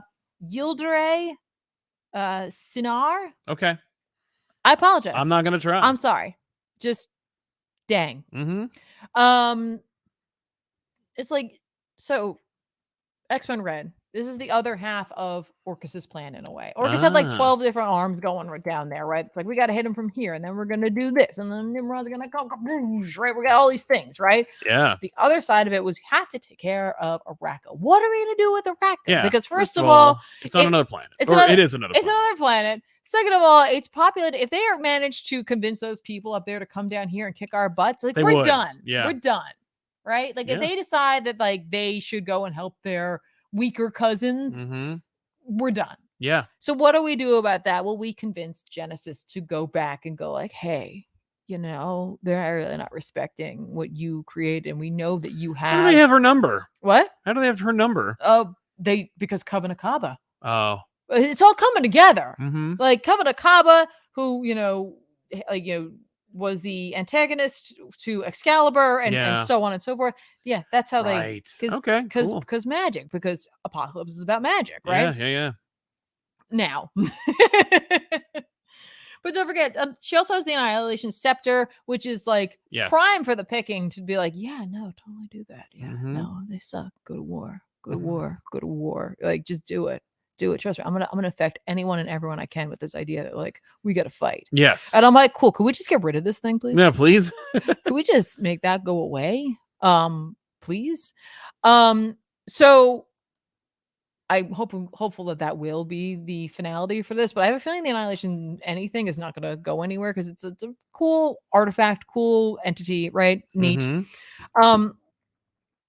But they obviously convince her to do this, and she does. She shows up and she's like, hey, I'm going to wage war, and convinces like a whole bunch of the population of Arakko to side with her, whether that be through influence via the staff, right, or whether it be just because of the fact, good old fashioned, like, hey, grassroots kind of thing. Yeah, like a lot of people being up there being like, I don't know how I feel about this whole peace thing. And they're like, no, I really like fighting. I'm in. Let's do this. Okay. I'm here for this. A lot of those folks left anyway and like went out into the galaxy. Like Storm was like, no, that's cool. Just go do what you need to do. Exactly. Man, like, we're not about that all the time here. And so like it's just a big like bunch of conversations and cool fights in this. And it's also like an opportunity to have some of the characters find out what happened down below. Right? Like DaCosta's there and he's like, Sam's dead. Oh no. Which is like rough for him. Like, yeah, that's especially because I think he's like immortal, but whatever. What? Well, maybe it's not that. Yeah, well, not that immortal, I guess. But like mentions like, like they all became the X-Men and then they died. And it's really sad because he says it like more than once throughout his conversation that like Sam died. I'm like, this is his buddy. Yeah. Right. And then like Jean's dead. Everyone in the Hellfire Gal is dead. Right. Captain America might be dead. Like all he's just like we're so screwed. It's so bad. We're so screwed. Yeah. Like no one knows where the 5 are. So Storm's like, okay, cool. We are definitely going to war up here because we can't have this right now. Yeah. Which is fine because later on in the book, we find out that Genesis is like, yeah, no, they think I'm just going to take Arakko. But like, once I'm done here, I'm going to go straighten out Earth too. Yeah. And I'm like, that's going to be a problem. I really wonder if Orcus thought this through at all. If they're people like, no, Orcus cool. never do. It's cool. Don't worry. She won't be able to do it and they'll destroy themselves. Or we got a plan. And I'm like, you do not have a plan for Genesis. No, you don't. I'm sorry. Like they barely beat her at, and it was really just because of rules. Mm-hmm. Like in Ten of Swords, it was rules that won out, right? Like, you know? Yeah. Um, That's true. So we get to see that. We see them go to war. And there are a bunch of info dump pages in here, which are more or less like context pages, because I'm guessing they're like, we don't have enough page real estate. No. And they didn't give me fine. like 4 pages to tell the story, so I can get 1 page with text. Yeah, and so that's okay, because they read like a chronicling of, so it works within the guise of the story. And we're used to that, like we are very much used to that. I mean, we see this big dope like fight where it's like almost like 300, where it's like her forces are trying to come through this canyon, and the canyon, of course, is like flanked by like 2 huge statues we've seen before, one of Apocalypse, one of Genesis. It's really cool looking. They're coming in, obviously our side, the Brotherhood is like trying really hard to push against them, but like a lot of them are artists and what have you, and they're doing the best they can. They're all artists. Nova is there, and he's like, we got to keep the skies, because if we lose the skies, we lose everything. Right. That's cool. That's fun. Good for Nova. He fought an Annihilation. Like, he knows. Yeah. He knows battle strategy. And it's funny because we mentioned in like the info dump page, it's like, what about Iska? Remember Iska, yes, the Unbeaten? Yeah. She just left inevitably, and she went to the mountains, and she was like, I don't want to do this anymore. Just leave me alone. Yeah. And that's so because like, she lost too many times. If anyone comes out there, she destroys them. People keep finding out on both sides of this war. Don't go out there. So they release like their like big ultimate weapon, which is the Omega rocket, which is like, just imagine like almost like Nova, Cannonball, and Juggernaut kind of rolled into one. And then like if you just fire this out, he's like unstoppable. He's invulnerable. Cool. Right? And Nova's like, I have to stop him, otherwise we're gonna die. We gotta keep these skies, otherwise we lose everything here. And the cast is like, hold on. Just it doesn't always have to be you, man. Okay. First of all, I appreciate what you're doing here. Second of all, he is flying over her mountain range, Iska's mountain range. That man is about to find out how not invulnerable he is. And he 100% finds out how not invulnerable he is. And like, it's just a cool moment where they're like, don't forget, she's over there. Yeah. And that could be a problem all on its own. But that's just enough time to have Storm come in looking dope. Yeah. And, it's just a series of really cool things where it's just like, this book does not need to remind me why I love Storm. But it does. Right. But it does. Like, anytime she shows up, basically. Nice. Or it's just like, she gets to show up and like, they're like, she's amazing. And I'm like, yeah, you know what? She is. Yeah. She absolutely is. I also appreciate the fact that she's wearing a big red cape, which I have to assume is Magneto's cape. Yeah, definitely. And I'm like, I love that. Yeah, that's neat. I freaking love that. But like, yeah, basically it's like she got held up, but like she shows up to be like, this is why you don't have the sky. Yeah. And like, I love this line because the line is just like, for Aurora was the air. And I'm like, yeah, she is. And so they win the day because she destroys the statues and collapses it. And like, she could have brought it down on the army, but like part of her is mercy. And so hopefully people don't forget that, right? Yeah. So, it's like, obviously there's a couple problems. One, the port city Prometheus that they have, it's one of the only ways that they're able to get resources. So clearly the next attack is probably going to be here, because Genesis is going to be getting a little desperate at this point, right? She hasn't quite used the oceans because the guy who like peopled the oceans essentially seemingly is on her side, but maybe not that much because she's not using it, right? Yeah. Also they're like, either Apocalypse is dead, or he's like otherwise like not showing up. Yeah. And also, where are her kids? Yeah. Right. Like, yeah. So they're like, okay, there's a few pieces here that are like missing that are going to be a significant issue when and if they show up. Right. Yeah. And that's when the Fisher King shows up, and he is like seemingly populated by Xylo, who was like the keeper of words or like their history. That's what it looks like. I don't know what it is, but yeah.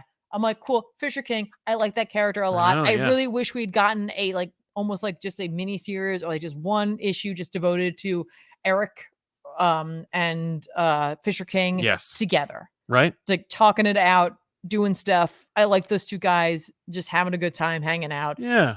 This is a good issue. It feels like it's like weirdly removed because they're fighting their own war and this could almost be its own thing, but it is all just part of Orcus's plan. Yeah. And it definitely is like these issues in particular, for some reason to me, gave me the vibe of them trying to wrap up loose threads. Yeah, with Fisher King showing up, it's like, yeah, that's Fisher King he's been part of their team. But I mean, like, it's like, all right, we got to deal with Apocalypse not being here. What's Genesis up to? Yeah. Children of the Atom, Right. the Guardian tie-in with Orcus. Like, it just feels like they're like trying to tighten this all up. Yeah. As they as Tom Brevoort swoops in and changes everything. Yeah. So I honestly appreciate it. There were some things I wish that we could have let breathe for a little bit and let lie, but I also am glad that they're taking advantage of what they have right now in order to try to finish up some of these storylines. Yeah. And before we move into whatever is next, I wanted to mention one other thing that I read this week. I didn't finish it off. Okay. I just wanted to bring it up. It was like, I read some really great things this week. I really enjoyed a lot of it, but one of my favorite things was half of a book I read by Masaki Nakayama. I read the first half of PTSD Radio Volume 1, and I really enjoyed what I read. It's like, I'm sure a lot of people are going to be thinking like Junji Ito vibes, only because it's horror and it's manga, right? It's horror, it's manga, it's there, it's a different tone. Yeah. And it's like, the first half of this is a little frantic and all over the place, and I love it. There's like just these short little things that are happening. It's all tied together, but it's creepy and it's wonderful, and it's just a vibe. Cool. It's just a vibe, and there's just some really great stuff happening in here that's like seemingly like it's so not your standard sort of like scary, but like when you think about it, you're like, I don't like that. It does scare me though. I don't care for that at all. Yeah. So I got it. If you're looking to try this out, folks, and you have Amazon Prime, I got the first volume for free. We are not associated with them whatsoever. No. I'm just sharing the love. It was free for me as a Kindle reader. I just downloaded it and I have it. I'm going to read it. I'm going to finish it up. I'm halfway through. It was just there. I was just like, oh, the first one's free. The rest of them are on sale as well if you don't mind reading digitally. But I got to tell you, I enjoyed it. I enjoyed it quite a bit. It's creepy. If you're looking for creepy and you like manga and you haven't checked this out, go check it out. Yeah. It's good stuff. Cool. We don't usually talk too much about manga, but I was I literally, I was like, I was like, no, I have to actually I want to talk about this. I have to read other books. Yes. I will finish this later. I didn't want to rush it, but I was like, I'm halfway through this. Yeah. Like, where did it go? That's cool. So, That's great. You really enjoyed it. Yeah. It's Pork Roll says just binge the Saga back issues. It's fantastic as usual. Any plans on volume 4? Maybe. It's always possible. Yeah. Especially since we haven't done it in 5 years. Ali Alziadi, I wish Pattinson was Batman of this universe. I agree. You never know. Joshua Link, I had a blast with Dark X-Men. Loving seeing Maddie cut loose on a bunch of fascists. Me too. Like, it's funny how much, now that she's come around, like, I think we really needed everything that Maddie went through, regardless of Dark Web and what it meant for Spider-Man fans, just in general. It was good for Maddie. Yes. It didn't have to happen in that book. We did not need it to be a Dark Web thing. That could have been its own thing. Yep, it could have been an X-Men book and it would have sold. It could have didn't been need to have Spider-Man absolutely been its own thing, no matter what. But like, it's nice to see her come through the other side of this and be in a position to be a hero. And I'm looking forward to that. Wooly Nix says, why do you think all the DC films that aren't Batman are flopping? Also, is Batman and his related property bigger than DC? Yeah, Batman is easily bigger than DC. Batman supports DC. Batman outsells DC. If and when, like, I remember when there was a discussion when they were, there was like these terrible rumors out there that like they were going to like chop up DC, that like in order to make some money for AT&T because they were like billions of dollars in debt or whatever. That they were like, oh, what if they like sell off DC? Who's gonna buy DC? And I'm like, you could split DC from Batman and the rest of the DC universe. Like, you could sell DC and not Batman, or you could just sell Batman. Like, that's how big he is. So yes. And why? Because marketing and it's a lot of factors. It has a lot to do with like, there is a fatigue out there. There's also a genuine approach to the property. I mean, like, Batman movies should make $1 billion every time, but they don't. Even the Pattinson movie only made $700 million, which is still a fantastic number. It's only $700 million, and it's only been a friggin' financial success. But I think people are like not even more discerning, but more splintered. It used to be everyone went to go see the new Batman movie, and now it's like, well, which Batman is it? Which movie is it? Which franchise is it? Which movie theater am I going? It's like, do I even want to go? There's a lot of different factors, and like media has been fragmented to the point where like it's unrealistic to expect that anymore. I agree. I do think that there's like some movies more recently have been driving people to go into a movie going experience. Yeah. So I'm hoping that it will come around. I had this thought the other day too. And again, I don't want to go down this whole because obviously we've got more to talk about. We've got super chats and stuff like that.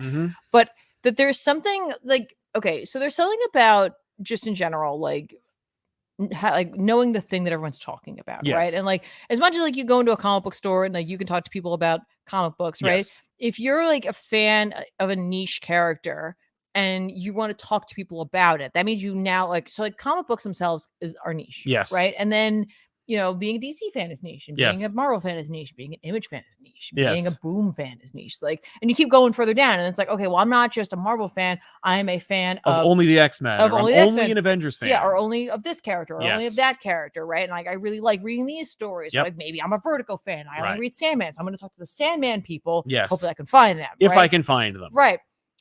But then you have characters like Spider-Man and Batman, right? And like, I think part of the reason why they sell so well is because it's a thing that you can talk to about people. Yeah. There's just something that connects, like those two threads connect people. Yeah.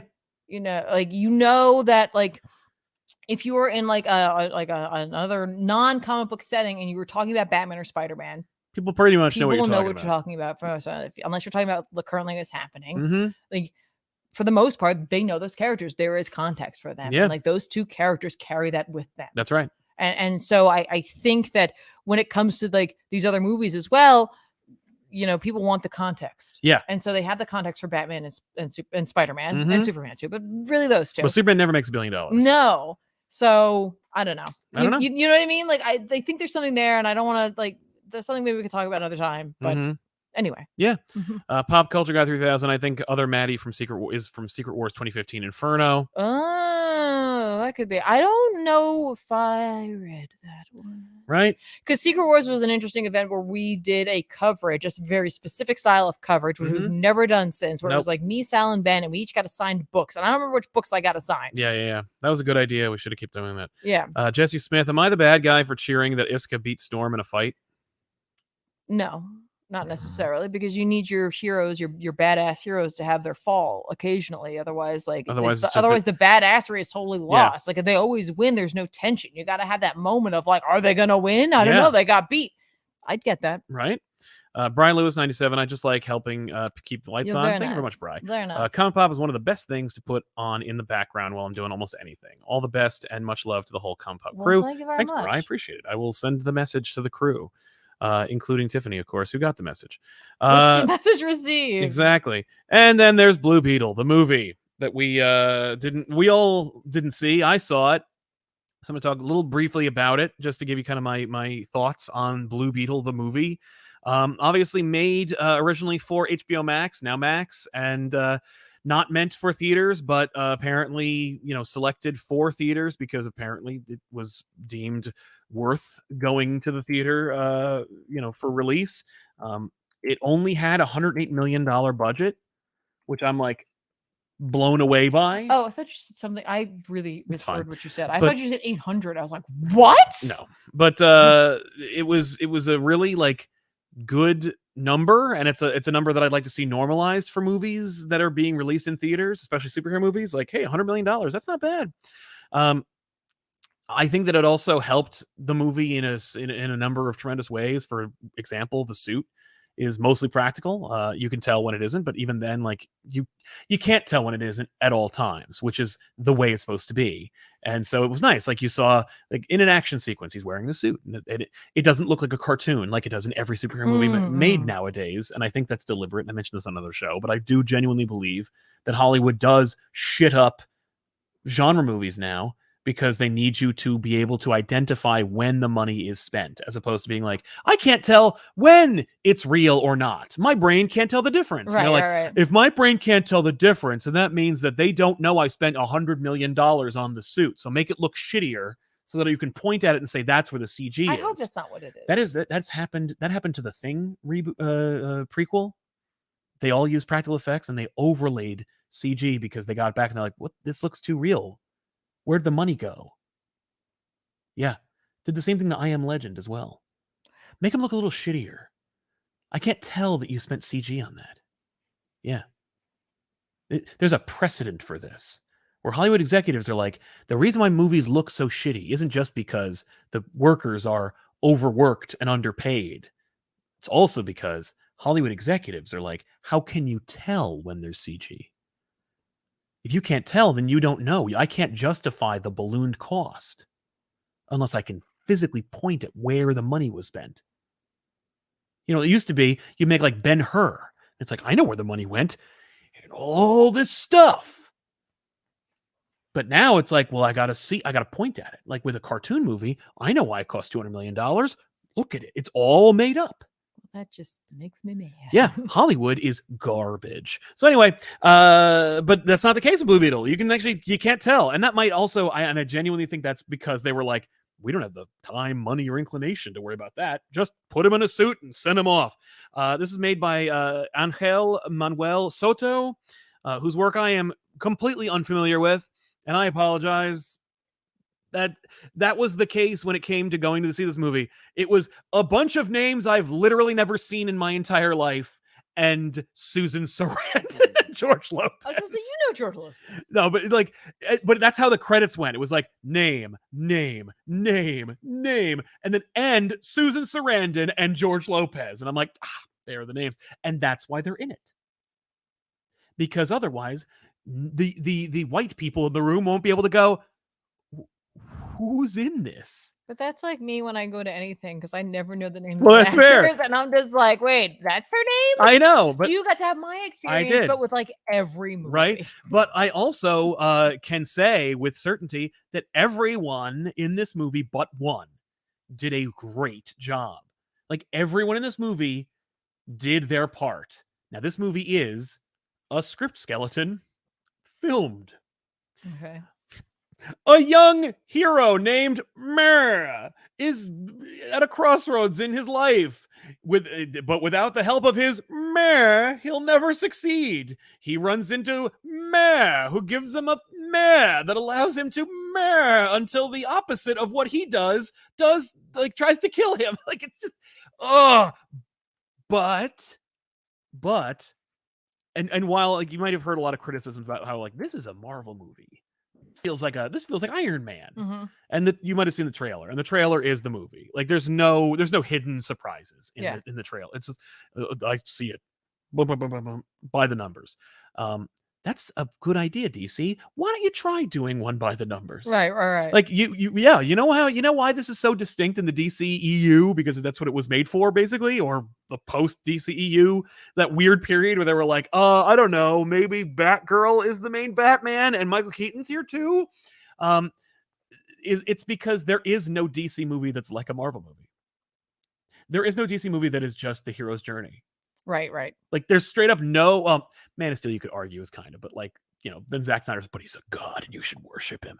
But everyone, like all these other movies are just kind of like, here's something, I don't know, it's got a distinct voice or not. And this is just like, here's a superhero movie. Here's the superhero movie. And I'm like, it was like Dungeons and Dragons, where it's like, oh my god, a movie with a beginning, middle, and end and a protagonist? Who'd have thought that? Right. Didn't try to build anything or create anything outside of what it is. Yeah. That's really remarkable. No, I get it. And like, it seems like if this had come out sooner rather than now, it would be less feeling maybe like more of a trope. Yeah. Because it would be like first, you know what I mean? Like exactly. It's just doing what it needs to do. Right. So it's like, but everybody does a great job. Zolo Maridueña is a wonderful Blue Beetle. Jaime Reyes does a wonderful job. At no point was he grating or annoying. He's a young kid. He's a protagonist. He's part of the story. He's supposed to fall and stumble, but also be excited by his powers and ultimately become a hero. He does all those things. Right. There's the girlfriend, Jenny Cord, who's played by Bruna Marquezine, who's just like girlfriend. But they tether her to the plot because she's Ted Kord's daughter, and Ted Kord was the original Blue Beetle. They established like there was a Blue Beetle. We never see him in action because we didn't cast him, and we're not gonna until maybe after we establish the Booster Gold show. Okay. But all you need to know is that he married a Brazilian woman and had this kid. So he has to be old enough to have had a kid that is a teenager. Okay. Or a 20-something. I think she's 22. But even she has something to do, because like she works for Cord Industries. Susan Sarandon is the sister of Ted Cord, who took over the company. She took the company and made it into a weapons manufacturer. You can see the Iron Man parallels, but also there are other parallels that you may have drawn together from me describing this movie earlier to you off mic. But the sister take over the company. She's selling like military contracts. She invents the OMAC project, which I was like, what? What? I know. But these OMACs are like, soldier weapon exosuits, and they're all derived from the scarab that they recovered when they were looking for it back during the Ted Cord days. But they're not finished with it, so they need the scarab back so they can finish harnessing its technology and making the OMAC project. At no point is there any tension that the OMAC project is going to become Brother Eye, or that there's going to be any kind of sentience or evil robots or anything like that. Okay. It's just kind of like a fun, like, oh, well, you use the OMAC project and the logo. Okay, way to go. Okay. But the daughter doesn't want to do this, and she's fighting for father's like voice in this company, and she recovers the scarab and she gives it to Jaime through a circumstance of chance. And obviously there's some tension because they both because he's attracted to her and she doesn't have time to be attracted to anybody, but she does eventually become attracted to him. But the most important thing at the end of the day, of course, this movie's about family, and like everything. And because it is rooted in like Jaime Reyes's culture, the family is a big element to it, as is their setting, like their like borough or their town, in the shadow of like the big upward mobile corporate tech giant city that that is taking over and gentrifying in their areas. And they do a nice job of like showing, not telling, where they're like, hey, here's the town. And it's like this little cute little area and like these fun, very distinct homes and businesses, but some of these businesses are out of business, and you can see like Starbucks coming soon, but no one says like, I think one person says Cord is ruining everything, but like the lesson is there, but it's just on the surface. It's not just superficial. It's ingrained in the story. Right. Everything you derive is there and on display. And you're like, oh, okay. And it's not beating you over the head with it. It just is. And that's something that was refreshing, where it wasn't like every 5 seconds in your big Batman reboot, people are saying the word fear. Like it's a theme. Yeah. And I'm okay. like, that's not a theme, that's a motif at that point. But but everybody in the family, mom, dad, uncle, grandma, sister, everyone's great. Like the actors are good, and they're not annoying, and like there's a real tendency for them to be annoying. And on the script, and in the script, it's like annoying sister. You could tell, like in the Mad Libs, it's like annoying sister does annoying thing. But Belisa Escobedo she's great and cute and fun, and she's an overbearing younger sister, and she is like quick to diminish her brother, but in a way that shows that she loves them. And the dad is great, the guy who plays Alberto, and he was really good. Even George Lopez is good. Like he's not over George Lopezing. They didn't just go like, go wild. Like he has a script, he sticks to it. Yeah. Like he's playing a character as best he can. And I'm like, oh, look at that. Even the grandma thing, I was like really rolling my eyes in the theater when like we saw the trailer for it. And she's like, she has the chain gun or whatever. Yeah. And you're like, all right, yeah, badass grandma farce. I don't know if that's a TV trope, but I guarantee it will be. But then they like make it part of her personality, where it's like she used to fight the like Imperials back in the day. Like she was a liberator, she was a freedom fighter, like from her village. And I'm like, oh, okay. So, like literally they need to invade an area, and like they go, there's a moment where one of the characters goes like, that place is a fortress, and no one has established what that place is or if they've ever been there. And I turned to like the person I was in the theater with, I'm like, is it? Like, have they established that? But it doesn't matter but the script said to just move on. Like, right. There's no time for that. There's also, of course, like a villain. Susan Sarandon is the main villain, but there's also like a sub-villain, and that sub-villain has to be the save the cat, I'm the opposite, or the mirror version of you. I'm the yellow jacket of this movie, and that's Carapax. Raul Trujillo is given nothing to work with, and he does whatever he can. Okay. He's not bad. He's just nothing. Right. He's there. Okay. He is. He is Hispanic. Like, you know what I mean? Like, they're not even going to go like, oh, the villains are all white and the good guys are all, not. In this one, it's like, no, the villain can be that, but he's also used and manipulated by like the Cord Industries, and You know, it's like he does what he can. And in the 0 hour of the movie, they're like, he has a tragic backstory. And my theater mate and I were just like, sure. Like, too little, too late, but Right. whatever. Who cares? Okay. Like, okay. Do I feel bad? No, but that's only because you didn't put any of the flashback sequences that are in this like little montage as he's like his life flashing before his eyes at any point in the movie. If you had, maybe I'd care. As it stands, I don't care. And overall, like, and the CG looks really nice. Like, it's not terrible. Okay. There are only really like 2 major complaints I have outside of the like, this is the most basic superhero movie I've ever seen. Like, no, The Phantom is one. Like, you know what I mean? Like, there are some basic ass superhero movies, but this one it's nice because it's like think of the movie as a coat hanger, and then they put distinct things on the coat hanger and then send it out. Okay. And they go, look at this coat hanger, and it's like, well, you know, it's like a stone soup of a movie. But the 2 weakest things are the suit itself's like AI, like the sentience of the suit. The suit's alive. It's, you know, and there's always, and I remember, I understand there's like some kind of like connection where it's like there's like the concern with Jaime, you know, it's like, can the suit do anything? It can heal him and stuff. Like, well, then what's the tension? Right. And it's like that the suit may one day take over. Okay. Like, what okay. if that's not in the movie? That's in the comic book. Oh. There is like maybe a hint of that, but never does it ever become a thing. Like, never is it a concern for anybody except for Jaime, who's like, I want to take this thing out of me, and everyone else is like, I mean, I don't know why you want to do that. Like, it's awesome. And I agree with them, but that's not in the movie, and there's no personality for the suit. Like, there's a voice in his head, and it's like, if you're gonna steal it, like if you're gonna make like young Mexican Iron Man, give him a Jarvis. Like, the suit needed to have a personality. I thought they were trying, like, not okay, because like I think they're just doing their own thing, and like they just happen to have a hero that maybe you can, you know, if you like this and they like this and you like this, you might like this. Like, it felt like it was gonna be more like Iron Spider-Man. Yeah, like, it's Iron Spider-Man. With Friday. Yeah, that's right. Yeah, but and Friday sucks. I don't like Friday either because Friday has no personality. I think Friday, but at least Friday has an accent. Friday's like, oh no, there's something in the atmosphere. I'm like, so who are you? Karen. Spider-Man's AI has a better Karen. personality. Sorry, I was thinking Karen. Oh yeah. That's because it's a terrible name. Why would he give her a name like Karen in 2018 or whatever the hell? Like, what is the matter with you? I don't know. I made that into Friday. So stupid. But yeah, no, Karen, like that. But that, I don't listen. I didn't see this movie, and it wasn't because I didn't necessarily. Like, no, just there's no time. I wasn't like I'm not gonna. It wasn't like I'm not going to see that. You literally had an opportunity to go see it with a friend, and I was like, go do that. I'll catch it another time, right? But I wasn't going to go to the movies by myself. I have done that, but I wasn't going to do that. Yeah.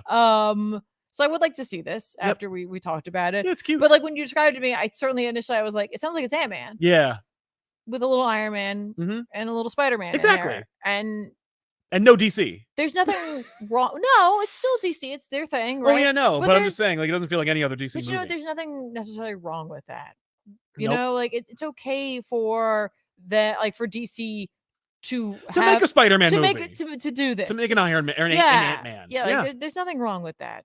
That's fine. Yeah, that's all good. No, but yeah, so I think that it to send it over the top would have been if the AI or if the sentient suit, which has a name, and they say its name, and there's actually a moment where he's like, he corrects everybody. He's like, that's her name is this, and I'm like, oh, okay, cool.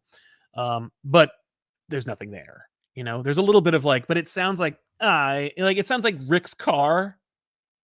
Oh, okay. Keep Summer safe. Yeah, but I wish it had like Rick's car's personality. You know, my job is to keep Summer safe, not keep Summer like totally stoked about the general vibe and stuff. That's you. That's how you talk. Like that's what I want. I want a Jarvis in there. It's a very minor gripe, but that's what like the movie isn't really much to talk about. But it's its own thing. Yeah. And Susan Sarandon was terrible. This is the worst performance of her career. It is embarrassing. Now, that being said, she feels like Tig Notaro in that awful zombie movie we saw, where it was like, there was another actor, we removed them, and then CG'd over Tig Notaro. Like, this feels like they shot it with somebody else, and then they either like told them to take my name off of it, and my face, and my body, and my character out of it, and replace them with somebody else. Like, she feels like they were like, whoa, crap, we forgot to cast Mrs. Cord! whatever whatever her name was. Right. Whatever her right. name was. We forgot to cast the Susan Sarandon character. But you know what? If you have to have the it sucks that it's the villain. But if you have to have the worst person, Right. like the worst actor, Yeah. be like the villain. Oh, I know. Like, Yeah, no. fine. It's Like, and she her I'm so thankful to hear that like everyone the else is family great. was good. Yep. Like Jaime was good. Like that's great. Yeah. Yeah. But no, Susan Sarandon was clearly like, just give me my goddamn check. Like, what do I have to say? It's been 15 years since I found the scare. You know, it's just awful, awful stuff. Like her dialogue, there's nothing there, and Susan Sarandon plumbed the depths of nothing to find it. You know what I mean? Like, there's no character, and it's just lame. Like it was almost laughable, but like, man, you needed like a hammier actor. Like you needed somebody who's like you needed Jeremy Irons from Dungeons and Dragons 1, like the first one from the 90s. Somebody who's like, oh, this is stupid. And go like, I'm like, you needed like, there's okay. When we saw Bumblebee, right? Bumblebee is fun. And then there's John Cena Benedetta, and he's there and he's playing he's in a different movie than the rest of the movie. Like that movie is pretty serious and fun. And then there's him and he's a cartoon character. And it was like, you might as well have made him a member of G.I. Joe. Like that would have been fun and weird, and it would have been like, oh, I'm putting two things together. But like he wasn't bad. He's just doing something else. Yeah. And it made it funny. Susan Sarandon is just weird. It was just like, oh, you shouldn't be in this. But like, who would be? They didn't even try. Like it's like they went, okay, I need to all these Mad Lib parts of the script. I need you to put character and personality in all of them. And they were like, hey, the movie needs to be done. Who finished the Susan Sarandon part?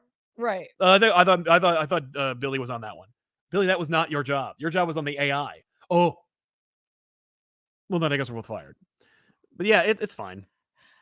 That's funny though, because it seems like the casting director did a good job otherwise. Everybody else is great. Everybody else is great. And then the stunt casting. Well, and I don't even think, yeah, right? Like, because clearly it was just like, we need a white person in this movie with a name. Or it could have just been that like they knew Susan Sarandon had interest, and they were just like, I don't know, how about this? And she's like, fine. They should have just made it like it literally could have just been that. Like they heard that Susan Sarandon would say yes to something, and they're like, it's probably not the right fit, but do you want to do this? And she's like, I don't care. Should have been like Rebel Wilson or something. Just somebody who's like, who would have done something else, or like the personality would have been what they look like. You know what I mean?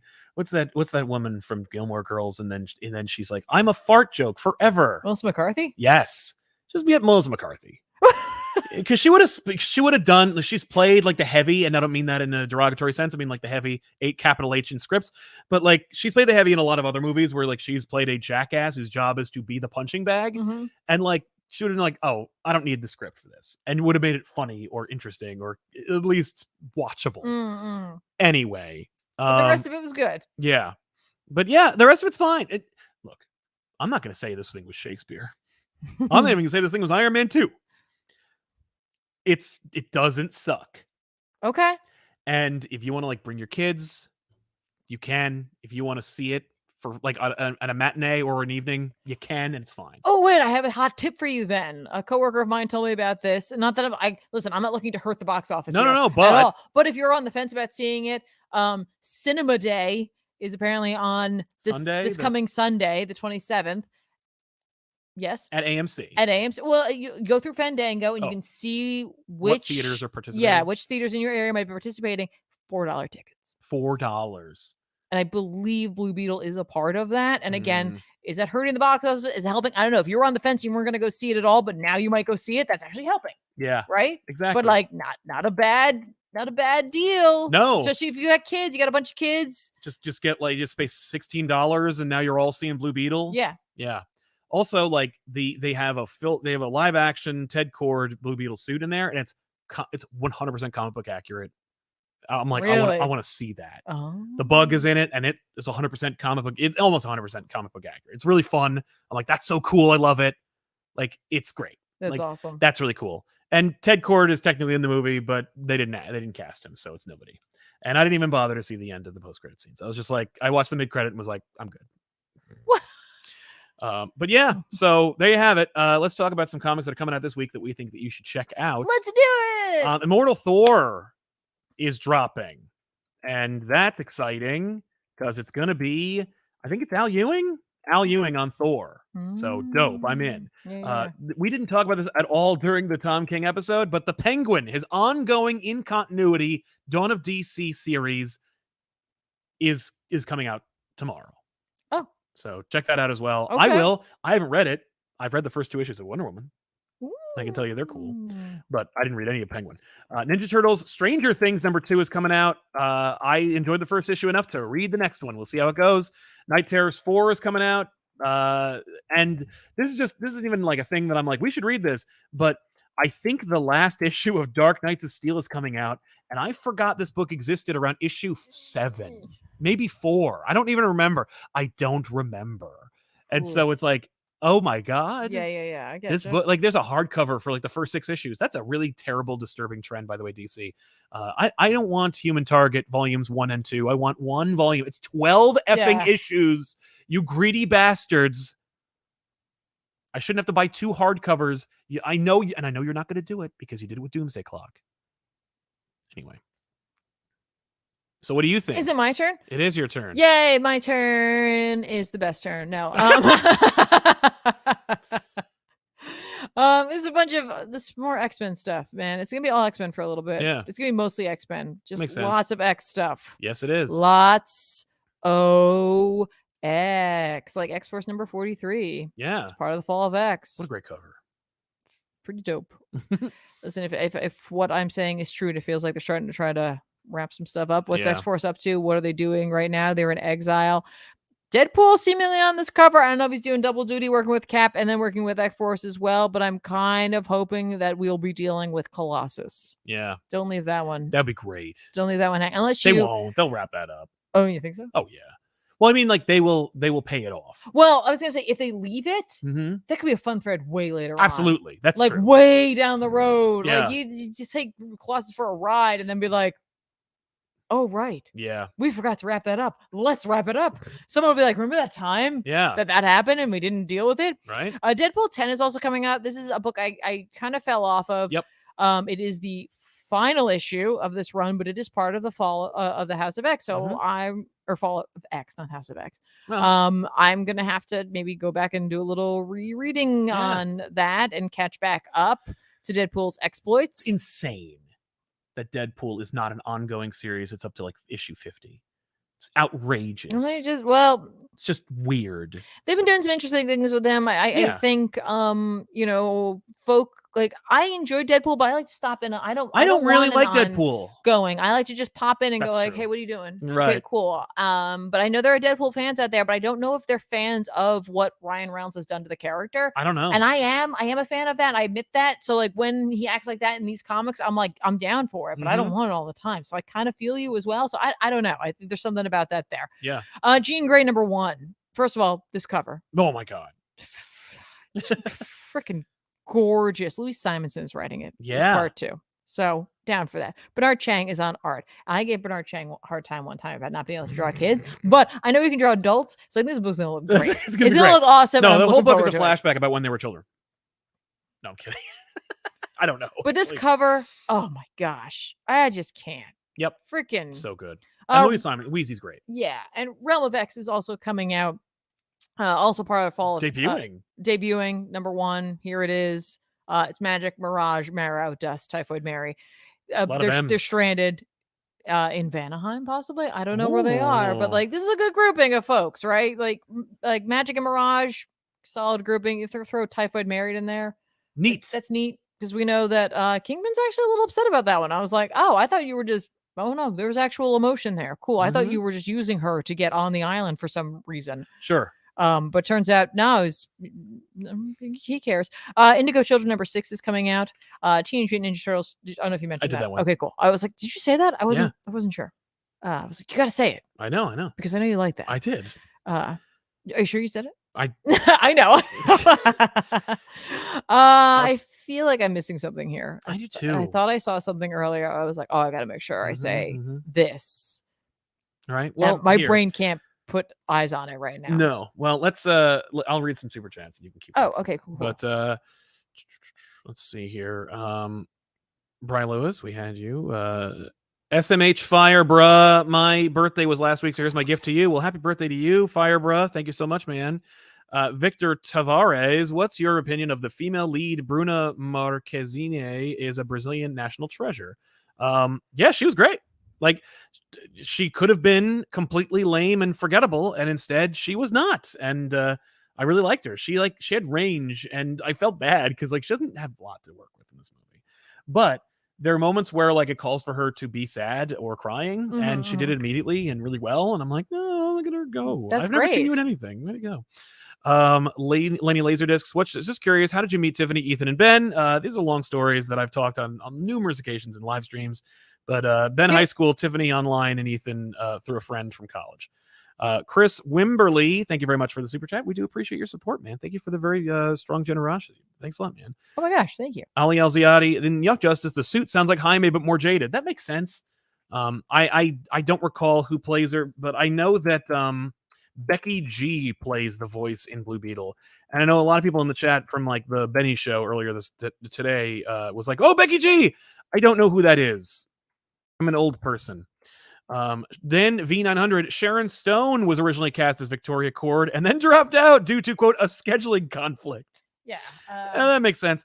Susan Sarandon was announced as the replacement very quickly. She was so bad, and it did it for the check. No question. Yeah, Sharon Stone would have been just as bad, but Susan Sarandon was awful. It was embarrassing. I want to also mention that Night Terror's Harley Quinn #2 is coming out. Hey. That was a book that I love the cover of. Again, another fantastic cover. Yes. I don't know where the issue Oh, cool. going. It's just great looking cover. The other one was stronger. Yeah. Good looking cover. Yeah. For sure. And then just a shout out again, a book I'd like to pick up as a trade. But I want to give a shout out to people who liked Bone Orchard stuff. Yes. Bone Orchard Mythos Tenement #3 is coming out Sweet. as well. So just as a heads up. Dan V900, I had no idea the 12th issue of Dark Knights of Steel was coming out this week. Awful delays where it became bi-monthly, and I don't remember when the last issue came out. What an epic conclusion. Yeah, that's DC for you. That's comic books for you, man. But yeah, I now that it's done, I will read the rest of it because I enjoyed what I read, but I was also like, I am not reading this month to by month. And Jay Sage says, can't say having a popping evening, Pa and Ma Pop. Thank you. That's a lot of pops. I do appreciate your help though. But yeah, don't forget to like this video, subscribe to our channel, click the bell for notifications, click the notification option, and make sure you are pushing those notifications so that you get a push notification on your phone, at least to know when we go live, because live shows on this channel are how this channel survives. Stay tuned this week for Infinite Frontier on Back Issues. Huge book, 2.5 hours of shooting resulted in an hour and 15 minutes of an episode. And for those of you who are like, oh man, you got to keep the whole thing. No, you do not want that extra hour. That was nothing. Shrianj Raj Sharma says, Sal, Riddler Year 1 is done in the next few days. Please read it now. It's more like Arkham Asylum from Grant Morrison. Can see both of you loving it. All right. Nice. I didn't even know it existed. Unless you're talking about, that's the Paul Dano book. Oh my God, you did know that it existed. Yeah. You were like, I'm not going to read I that. forgot. I don't want to normalize actors writing I books. don't. It's bullshit. I was just doing my impression of you. Well, it's pretty good. Thank you. But and I will read it. And I heard Paul Dano did a great job. Yeah. I like him on Villani, so I'm gonna have to read her a Ms. Marvel book as well. Darth Messiah, what comic book run do you love to reread? I'm currently rereading new Teen Titans. I think Ultimate Spider-Man is the one that I like to reread the most. But there's a lot of books that I reread. Older Batman stuff that I read as a kid that I definitely glossed over. Where I'm like, that's a lot of words. I'm not reading all that. But yeah, how about you? I Kill Giants, Saga, Definitely Sailor Moon, other non-esque starting comics. I'm sure I Kill Giants was not that bad. No, it was not. But thank you all for watching. Don't forget to subscribe to this channel and Back Issues over on youtube.com/ComicPop and ComicPop Plays, which now has a playlist on both channels, this one and youtube.com/ComicPop. Yeah, it's a really fun show. We just finished up the last of your World of Warcraft streams, and there's more to come. So stay tuned. And hey, listen, if you would like to buy something from us, maybe one day in the near future for back to school, something like that will be available to you. Let us know in the comments down below if that excites you or if you're interested in that. And we'll see you guys next time with a new episode. Of course, watch Tiffany stream on twitch.tv/ComicPop on Tuesdays and Wednesdays, but not this Wednesday because she's got to shoot Back Issues. So long, everybody. Thanks a lot for watching. Bye, everybody. Bye.